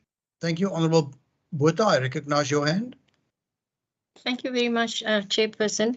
I just want to ask the department in regard to the CACIDRA human capital interventions that they are embarking on, if they could speak to what kind of interventions this would be, and then also asking the department in regard to COVID-19, and we know that in this sector, it's in regard to our agri workers, it's a very fluid sector. So people move around very often from farm to farm. By the department's own evaluation, is the department happy with the support rendered to the Department of Health to create enough awareness around the province's vaccination program, and with the prediction that we are getting to another what do I say? Wave? Or? Another wave, yeah, at the end of May. Thanks, Chair. How has the evaluation on the support to health? Have we done enough to support health in having our agri workers especially vaccinated for the next wave? Thanks, Chair. Honourable Botha, in the absence of any other hands, may I just link on to what Honourable Miranda's asked about the African Free Trade Agreement. I think it's tried knowledge that some of the other economies on our continent are growing a lot faster than that of South Africa. And my impression is that you do see some opportunity for South African exports to rather service markets closer to us than some of the traditional markets. Perhaps if you would like to expand on your expectations in this regard, the research that you may have done, the opportunities that you may have identified already for Western Cape agricultural produce. And Minister, would you like to go first again and then hand over to the HOD? Thank you. Yes, Chair, I will try to be brief. I also have some time pressures. I will also switch off from this meeting on this device, and I will then travel and then switch over to my cell phone if that is in order, so that I can tune still into the meeting. Chair, the issue, remember, the war is still on. the issue of what happened to the money, what happened to the products of Honorable Member Maran. When we had a discussion with the producers, they told us, because the first thing that one wants to ask, what about the insurance? Are they covered by insurance? Now, insurance companies, we were informed, work on the following basis. They say, if a war is declared and you are losing as a result of the subsequent activities after the war was declared, income, then the insurance companies, with their own rules and regulatory framework, will see how they can sort of refund you or take care of your losses. But because this war was not formally declared, so many of these producers and exporters are now having that problem that they are losing money through a war, but the documentation in the technical, soos hulle sê, in die fynskrif, staan daar nergens van die oorlog moes verklaar wees nie. Ons sit nou in 'n oorlog wat nie verklaar is nie. So, Honorable Member Maran, there's a war, but there's not a declaration of war. And so this is one of the difficulties that they're sitting with, but I think they have an open discussion with their insurance companies, and they have that independent discussion, and they are having those discussions. And my heart bleeds again for them that are faced with this difficulties and the fact that the Russian have been cut off from the international payment system, so no import and export payments can happen through that particular system. So I think, Honourable Chair, the other questions is something that I think the HOD and the department can answer. I will be for another 5 minutes on this device, and then I will switch off, and then I will switch on my phone to further take this meeting. That is in order with you, Chair.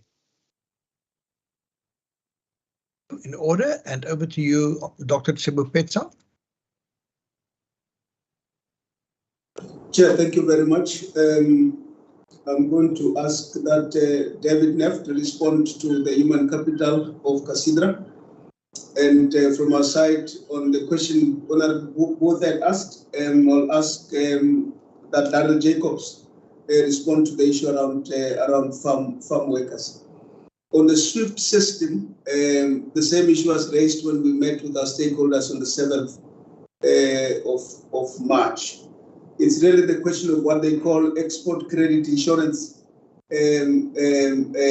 issues that is dealt with largely by the DTIC. There's a principle that they only insure the non-perishable products, and all our products are in the main that we're talking about now, perishable products. But it's a matter that the commitment we made from this end was that we'll register it with the National Agriculture so that it can be put into the mix with the DTIC, so that our farmers don't suffer unnecessarily.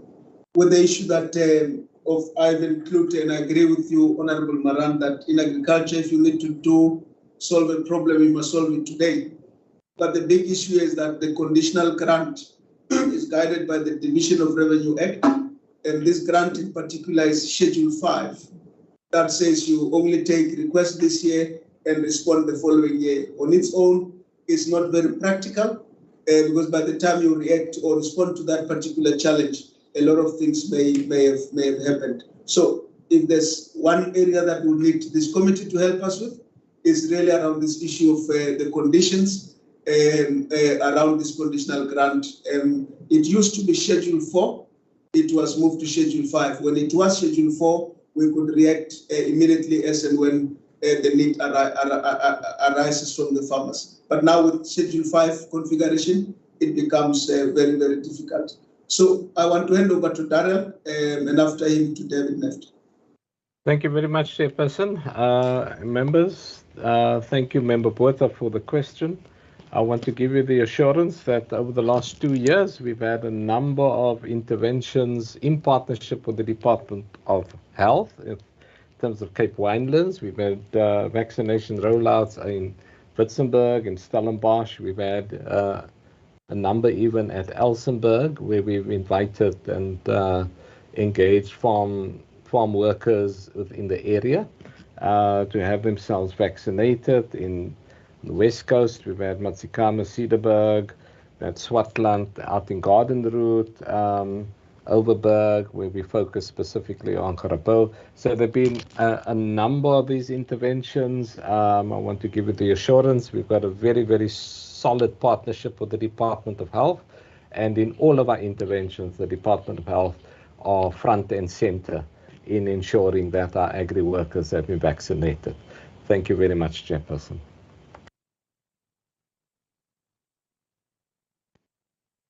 Responses? Chairperson, David Neft, can I respond to Honourable Bota's question? Yes, please proceed. Yes.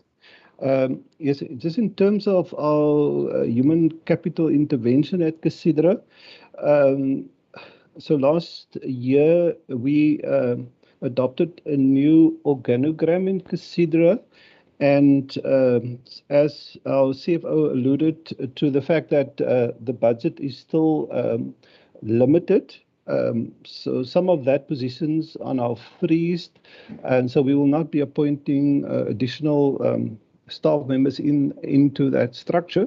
What we are doing with our staff in terms of interventions, we've got service providers that is doing specific sessions with staff, and so that's part of what we are doing to keep staff motivated in terms of their role and function here. And we also have a staff forum where staff can ventilate and raise any issues for management to deal with. So that's the kind of interventions we are having here at Casidra. Thank you. Thank you very much, Dr. Sebopetsa. It seems to me as if that is the response. Honourable Chair, yes, that is it from our side. Thank you very much. Thank you. Honourable members, are there any further questions from your side? Please indicate by raising your hand. If not,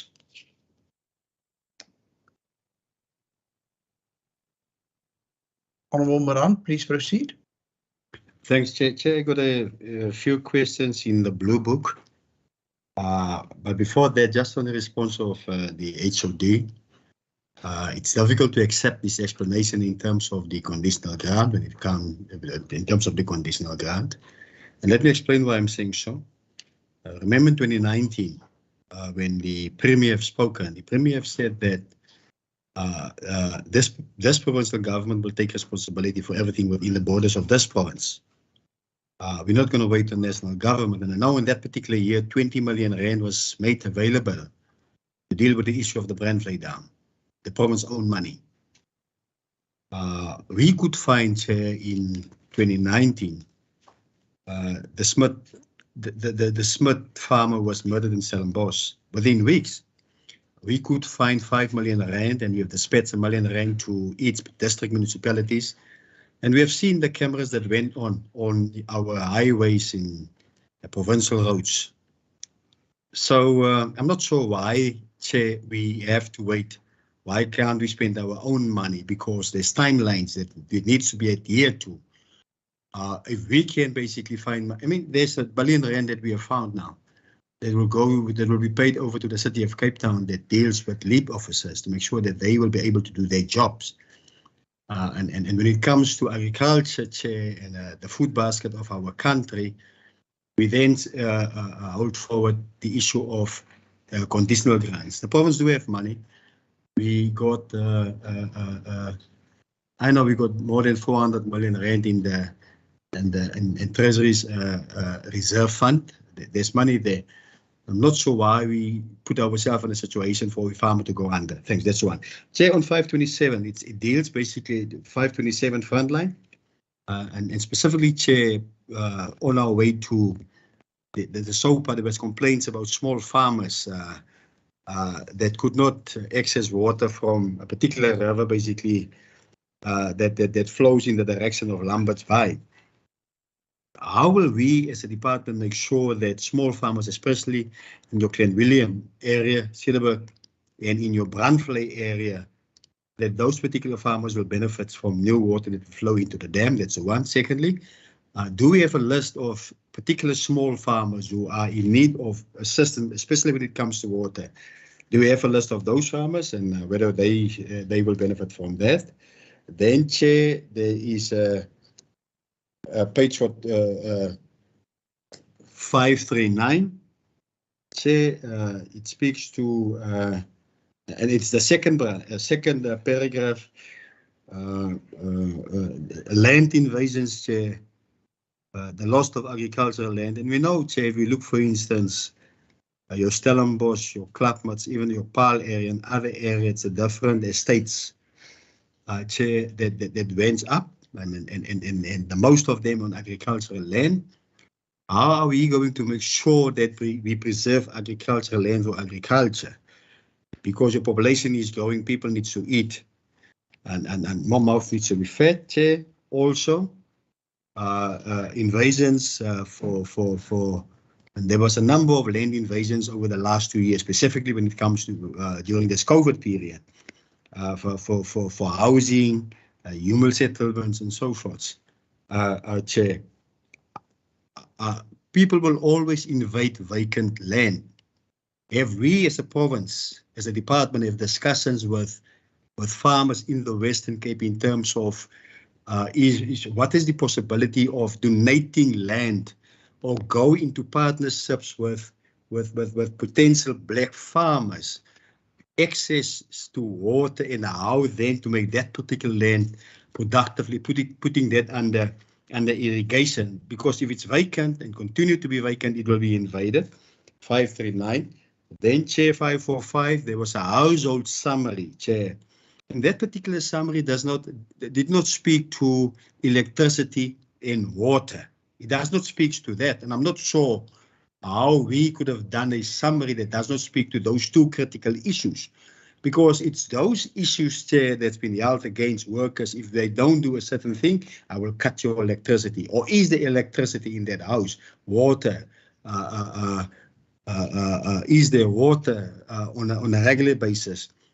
That particular Chair, investigation does not speak to that, Chair. Then 582 speaks to training, Chair. There's a 123% increase when it comes to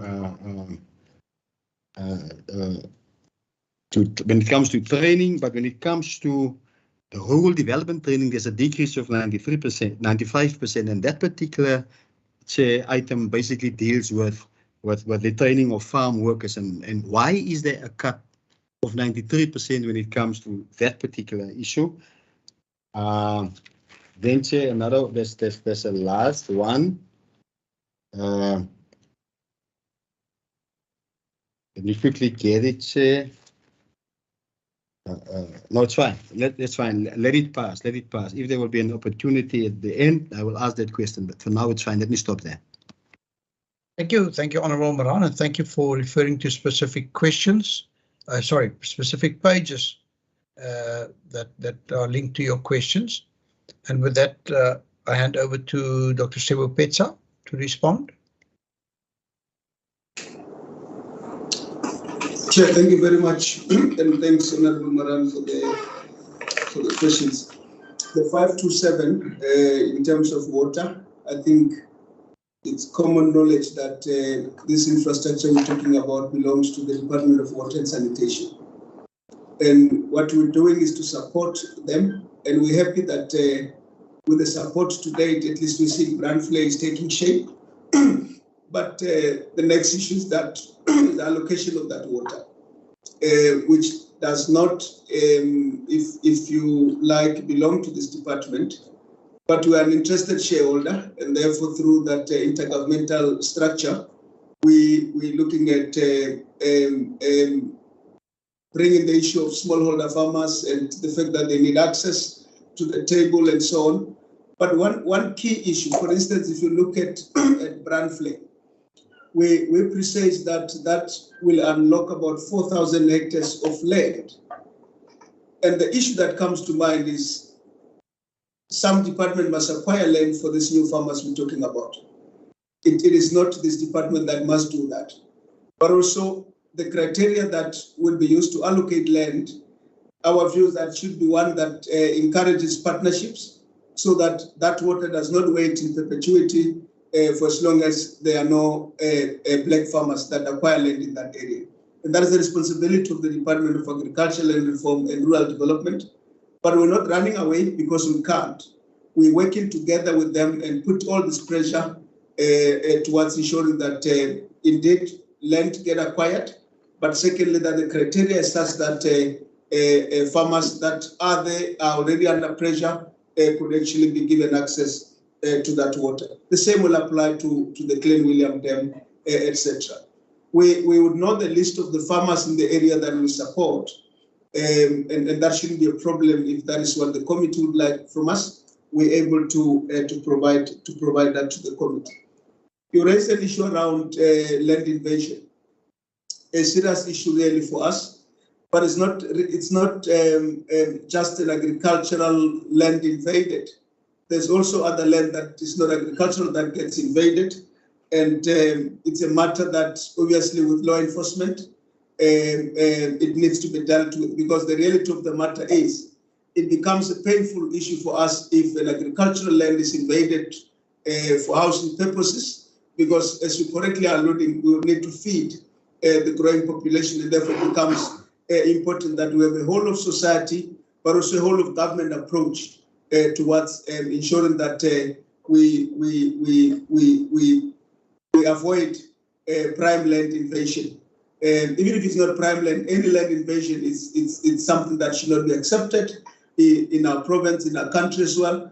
So these are the issues that all of us need to work towards ensuring that they don't happen.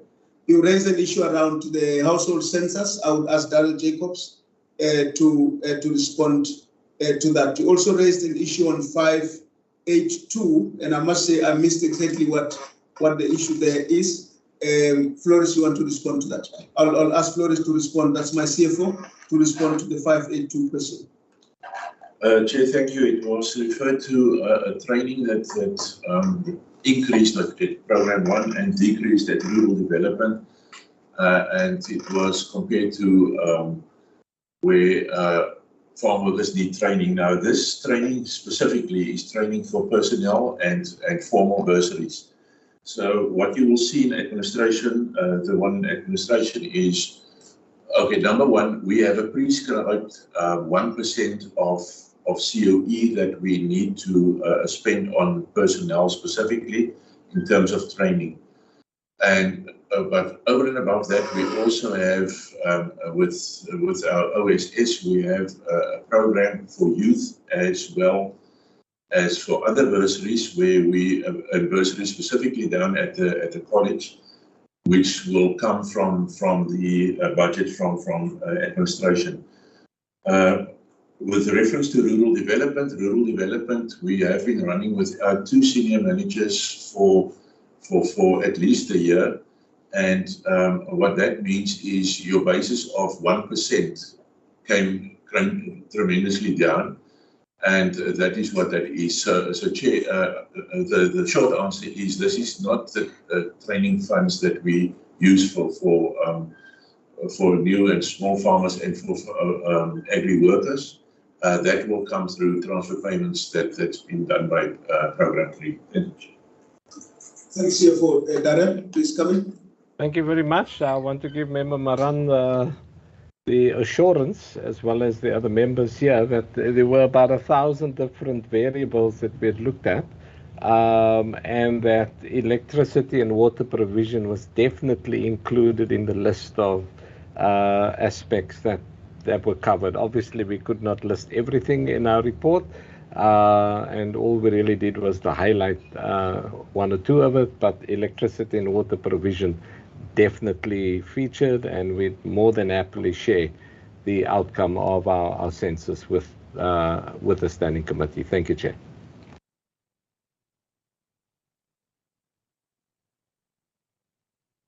Thank you. HOD. That is all, Chair, from our side. I think an issue that Member Maran had raised, whether we engage in farmers, and encouraging them to get into partnership with black farmers. That is something that is happening natural in terms of our commodity approach. So it's happening. A lot of new farmers are actually on land that is leased at an affordable rate to new farmers, and we encourage that, but naturally it's happening in the last 12 years, given the commodity approach, which is the strategy of this department around land reform and so on. Thanks. Thank you, Dr. Sibopetsa. Honorable Maran, you mentioned the possibility of a last question that you may have wanted to pose.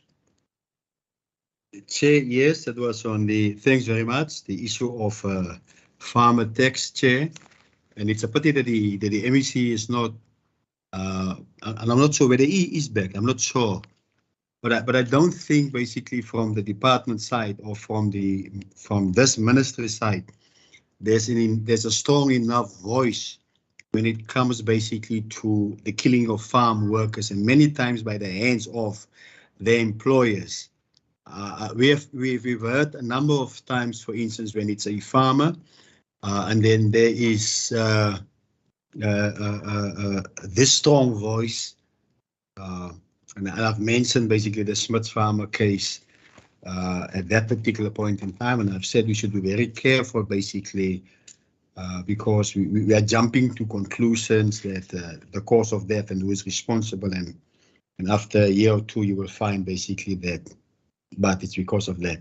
I don't think there's a strong enough voice when it comes to farm workers, because they got a specific purpose and they fit in very well within the agricultural sector, and to make sure that there is food on a daily basis for our people.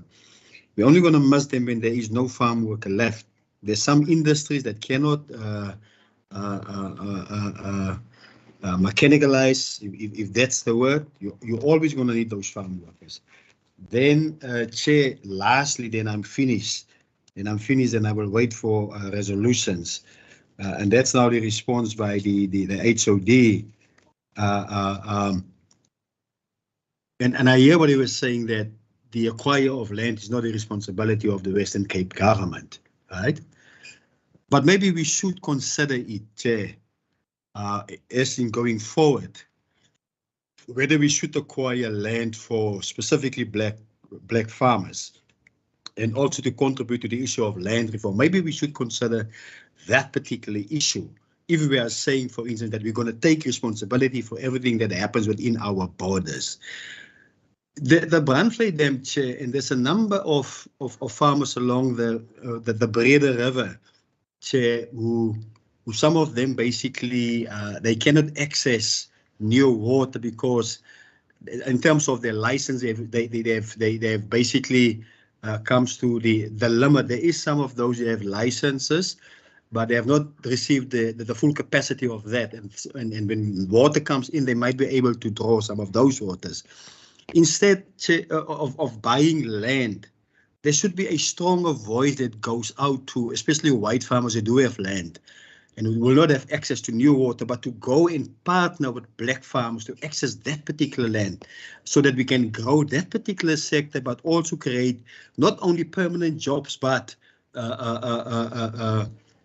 temporary jobs.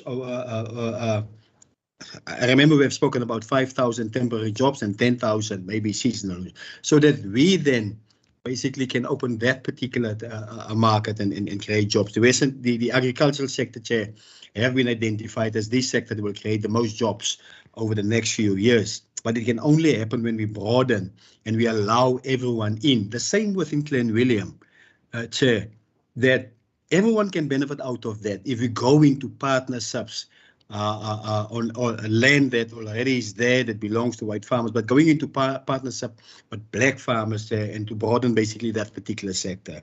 So just on the response of the HOD, that's basically my response. How I think should happen: one, to engage farmers, white farmers, to go into partnership with black farmers, but also to keep a hand in terms of how do we make sure that we train them, expose them to that sector to make sure that they succeed. Chair,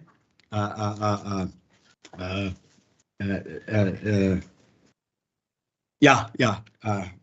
Let me stop there. But also to consider, Chair, this department to acquire land.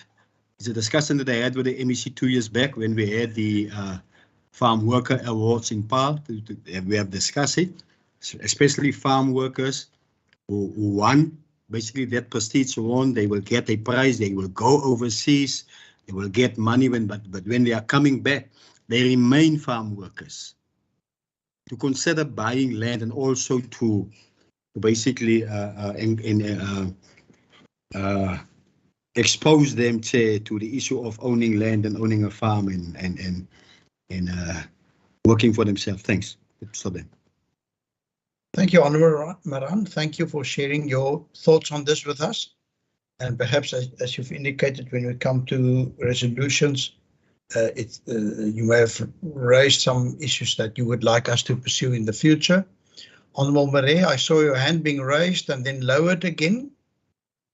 Oh yes, no. I wanted just to, if you will allow me, it's very, very short. It's not a question. It is an idea which I want the Minister and his department to consider. Philippi Farms was the food basket of the Cape. I don't know why that land has been given up by the city of Cape Town for other developments. I want the Minister to say if he's prepared to speak to the city of Cape Town, whether that land at Philippi, which is very, very arable land, could be used to train would-be farmers, vegetable farmers. We don't have to go just farming is for cows and cattle and sheep and that. They can be vegetable farmers. We need food. Whether those can be divided up into smaller units, which will serve as a training center, which Elsenburg can oversee for would-be farmers and would-be training of households to farm their own vegetables. I just thought it's an idea that could be used as a training ground overseen by Elsenburg for communities to learn farming if they want to plant their own vegetables. Thank you. Thank you. I don't know if the MEC has been able to connect via his alternate device. I do not Yes, see him. Chair, I have. Thank you. Thank you, Chair, for these comments and some of these questions. And I've also listened to Honourable Member Maran's ideas, and certainly the department can respond to that. I have been to Philippi, and I have met some of these farmers there. In fact, vegetable farmers, very successful. Also now extended their chicken farming business. It was also a second part of that was also launched about 2 months ago. Very successful vegetable farmers in that particular area. In terms of further development and issues relating to technical training and issues like that, I refer that to my HOD, except to say that in those areas there are high levels of theft. Farmers in those particular areas are continuously subjected to theft, high levels of theft happening and crime in those particular areas.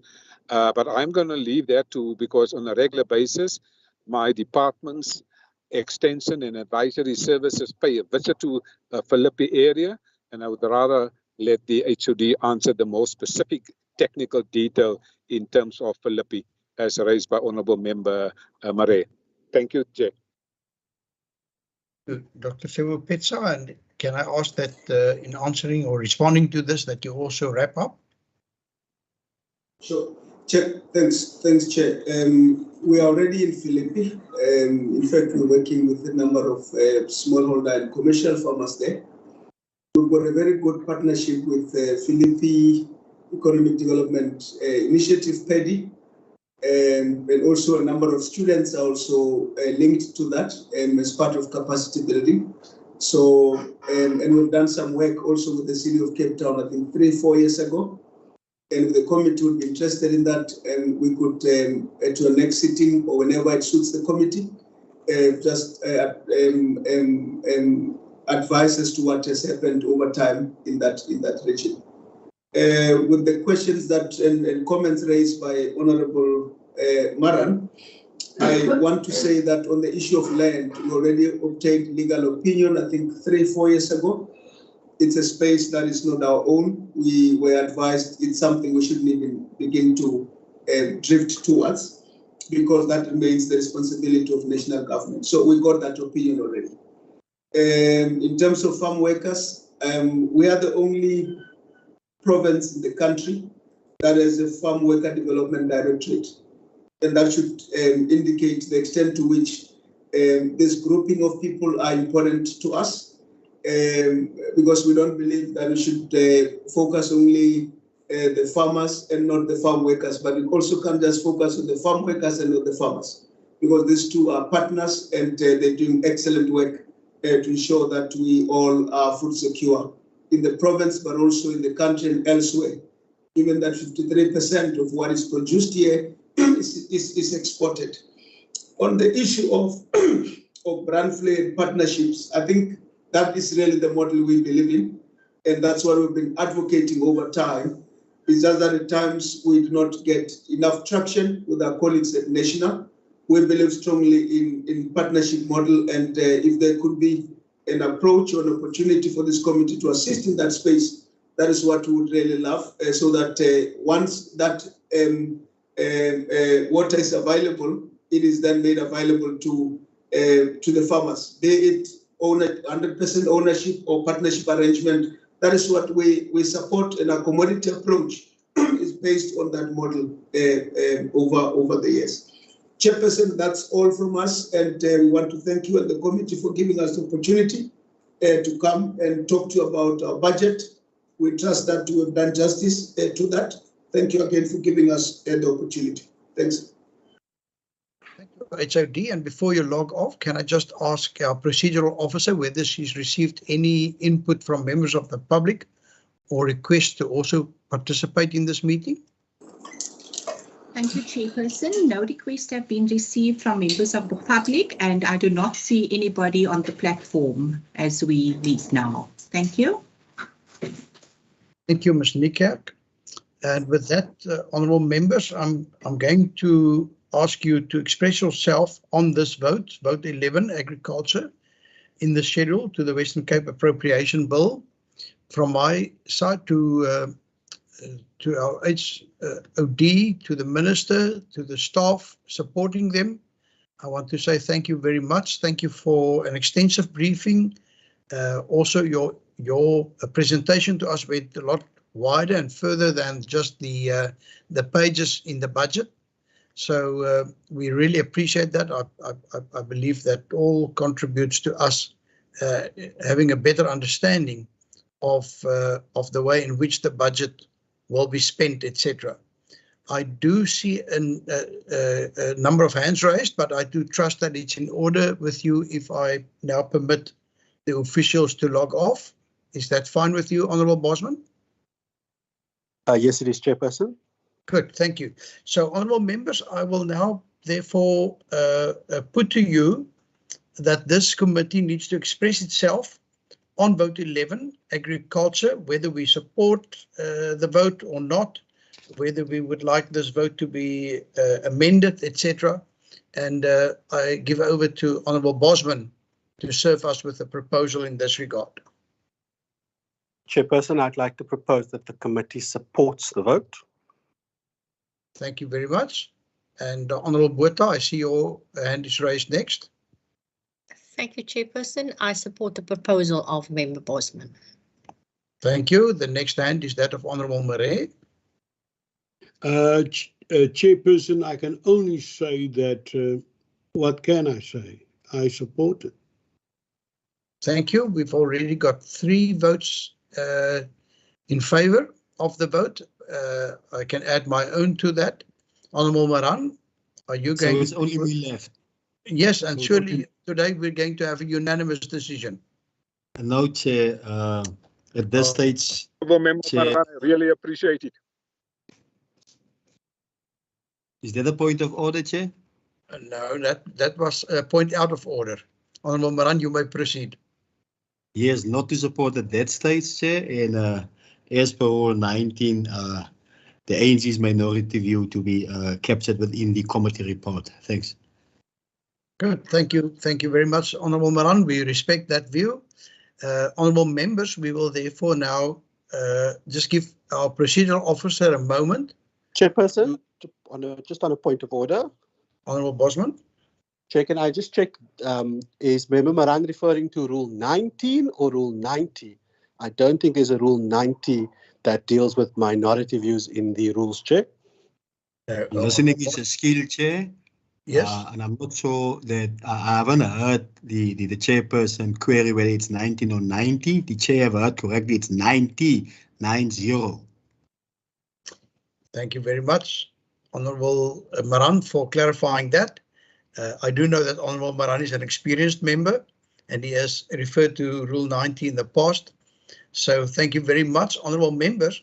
You do see there on your screens the draft report for consideration by this committee. And for the record, I'm just going to read through the report so that it reflects on the recording of this meeting as well. Report of the Standing Committee on Agriculture, Environmental Affairs and Development Planning on Vote 11, Agriculture, in the schedule of the Western Cape Appropriation Bill, in brackets B2-2022, dated the 18th of March 2022 as follows. The Standing Committee on Agriculture, Environmental Affairs and Development Planning, having deliberated on the subject of Vote 11, Agriculture, in the schedule to the Western Cape Appropriation Bill, in brackets B2-2022, refer to it in accordance with Standing Rule 188, reports that it supports the vote.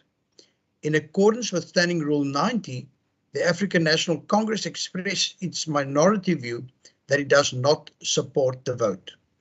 Honourable members, that is the report for consideration. Can I get a proposal that we adopt this report? Can I ask that you add that the Minister and his department be congratulated on the sterling work done in furthering their objectives? Can it be added? Thank you, Honourable Marie. Can I ask, we will come to some resolutions just now, that perhaps you hold back on that proposal there and that we keep it factual in terms of the report going through to Parliament. Can I get a proposal that this report accurately reflects the decision of this committee today? Again, Honourable Botha and then Honourable Bosman. Thank you very much, Chair. Indeed, it does reflect the outcome of the committee deliberation on the vote. Thanks. Honourable Bosman. Chair, I want to second Member Botha's proposal that we adopt the report as it does reflect the decision of the committee. Thank you. Is that unanimous? I take silence as concurrence. It's unanimous. Good. Thank you very much then for adopting this report, honourable members. Honourable members, are there any resolutions that you would like to put forward at this point in time? Yes, sir. Honourable Marais, over to you. I want to move that the Minister and the Department be congratulated on the sterling work done in furthering the aims of achieving food security in the Western Cape, combating plagues and training of new emerging farmers in spite of all notable challenges. I so move. Thank you, Honourable Marais. That motion has been moved. Is there support for that motion? Indeed, Chair. Thank you, Honourable Botha. Any other views? Thank you, Honourable Marais. It seems to me your proposal is then carried. Honourable Maran. I recognise your hand. Yeah, thanks, Chair. No, mine is not against what the Honourable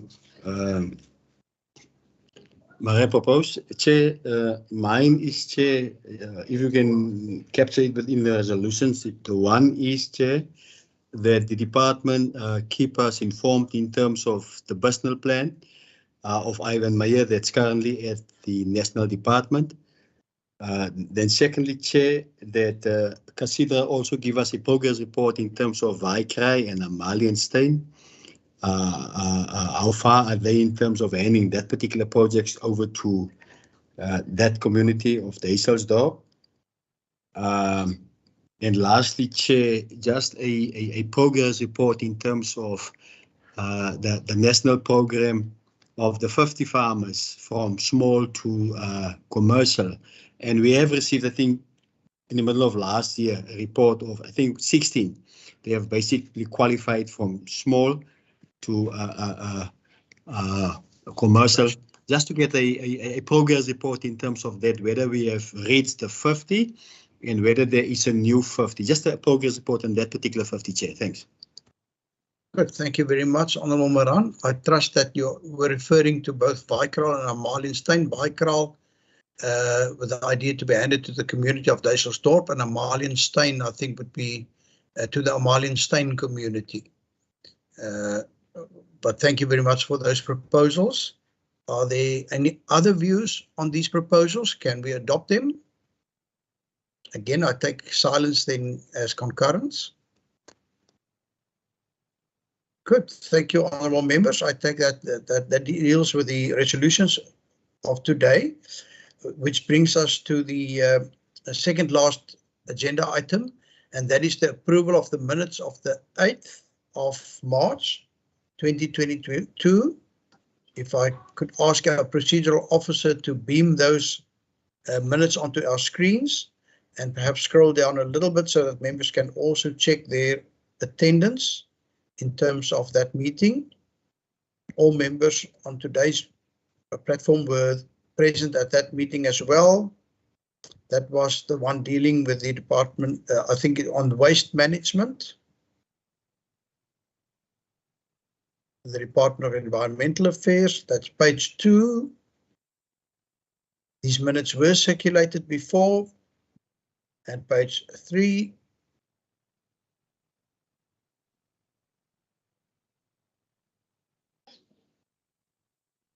Thank you very much. The report consists of 3 pages.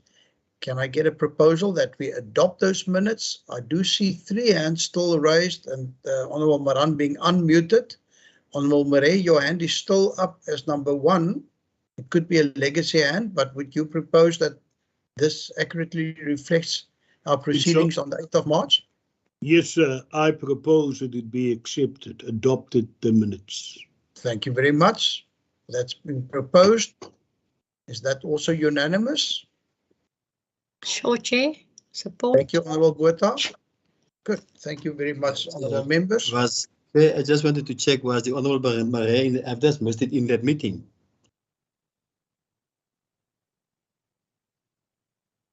The chair can answer, but I was there. Indeed. Okay, no, if they no Indeed, problem. I saw his name. Thank you very much.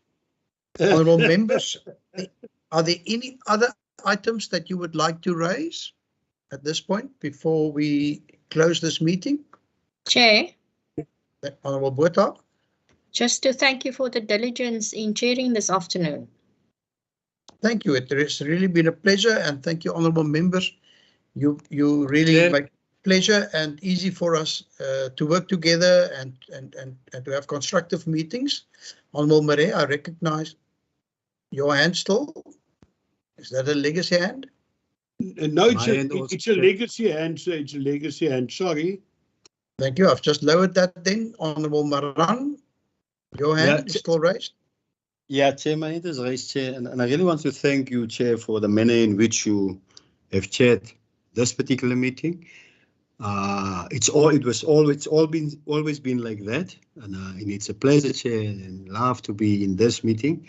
And I think other chairs, Chair, of standing committee meetings, there was a couple that we had prior to this one, should learn from you, Chair. Amen. To give us that space and time to. Lastly, Chair. Lastly, Chair.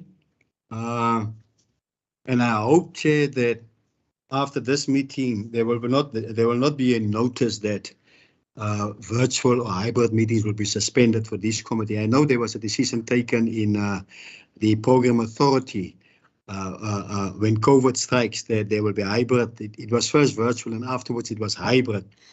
And these did, and I know that committees on itself can take a decision on that.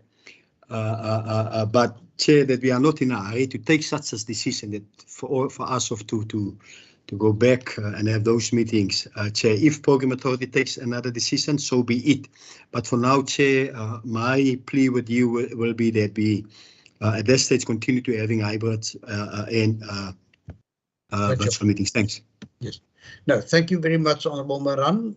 I assure you, without the technology, we would not have been able to have everybody on this platform today. You've heard that Mr. Van Zyl of Casidra joined us from Pretoria. I don't know how many of you know, but our MEC joined us from Mugali City, the old Krugersdorp today.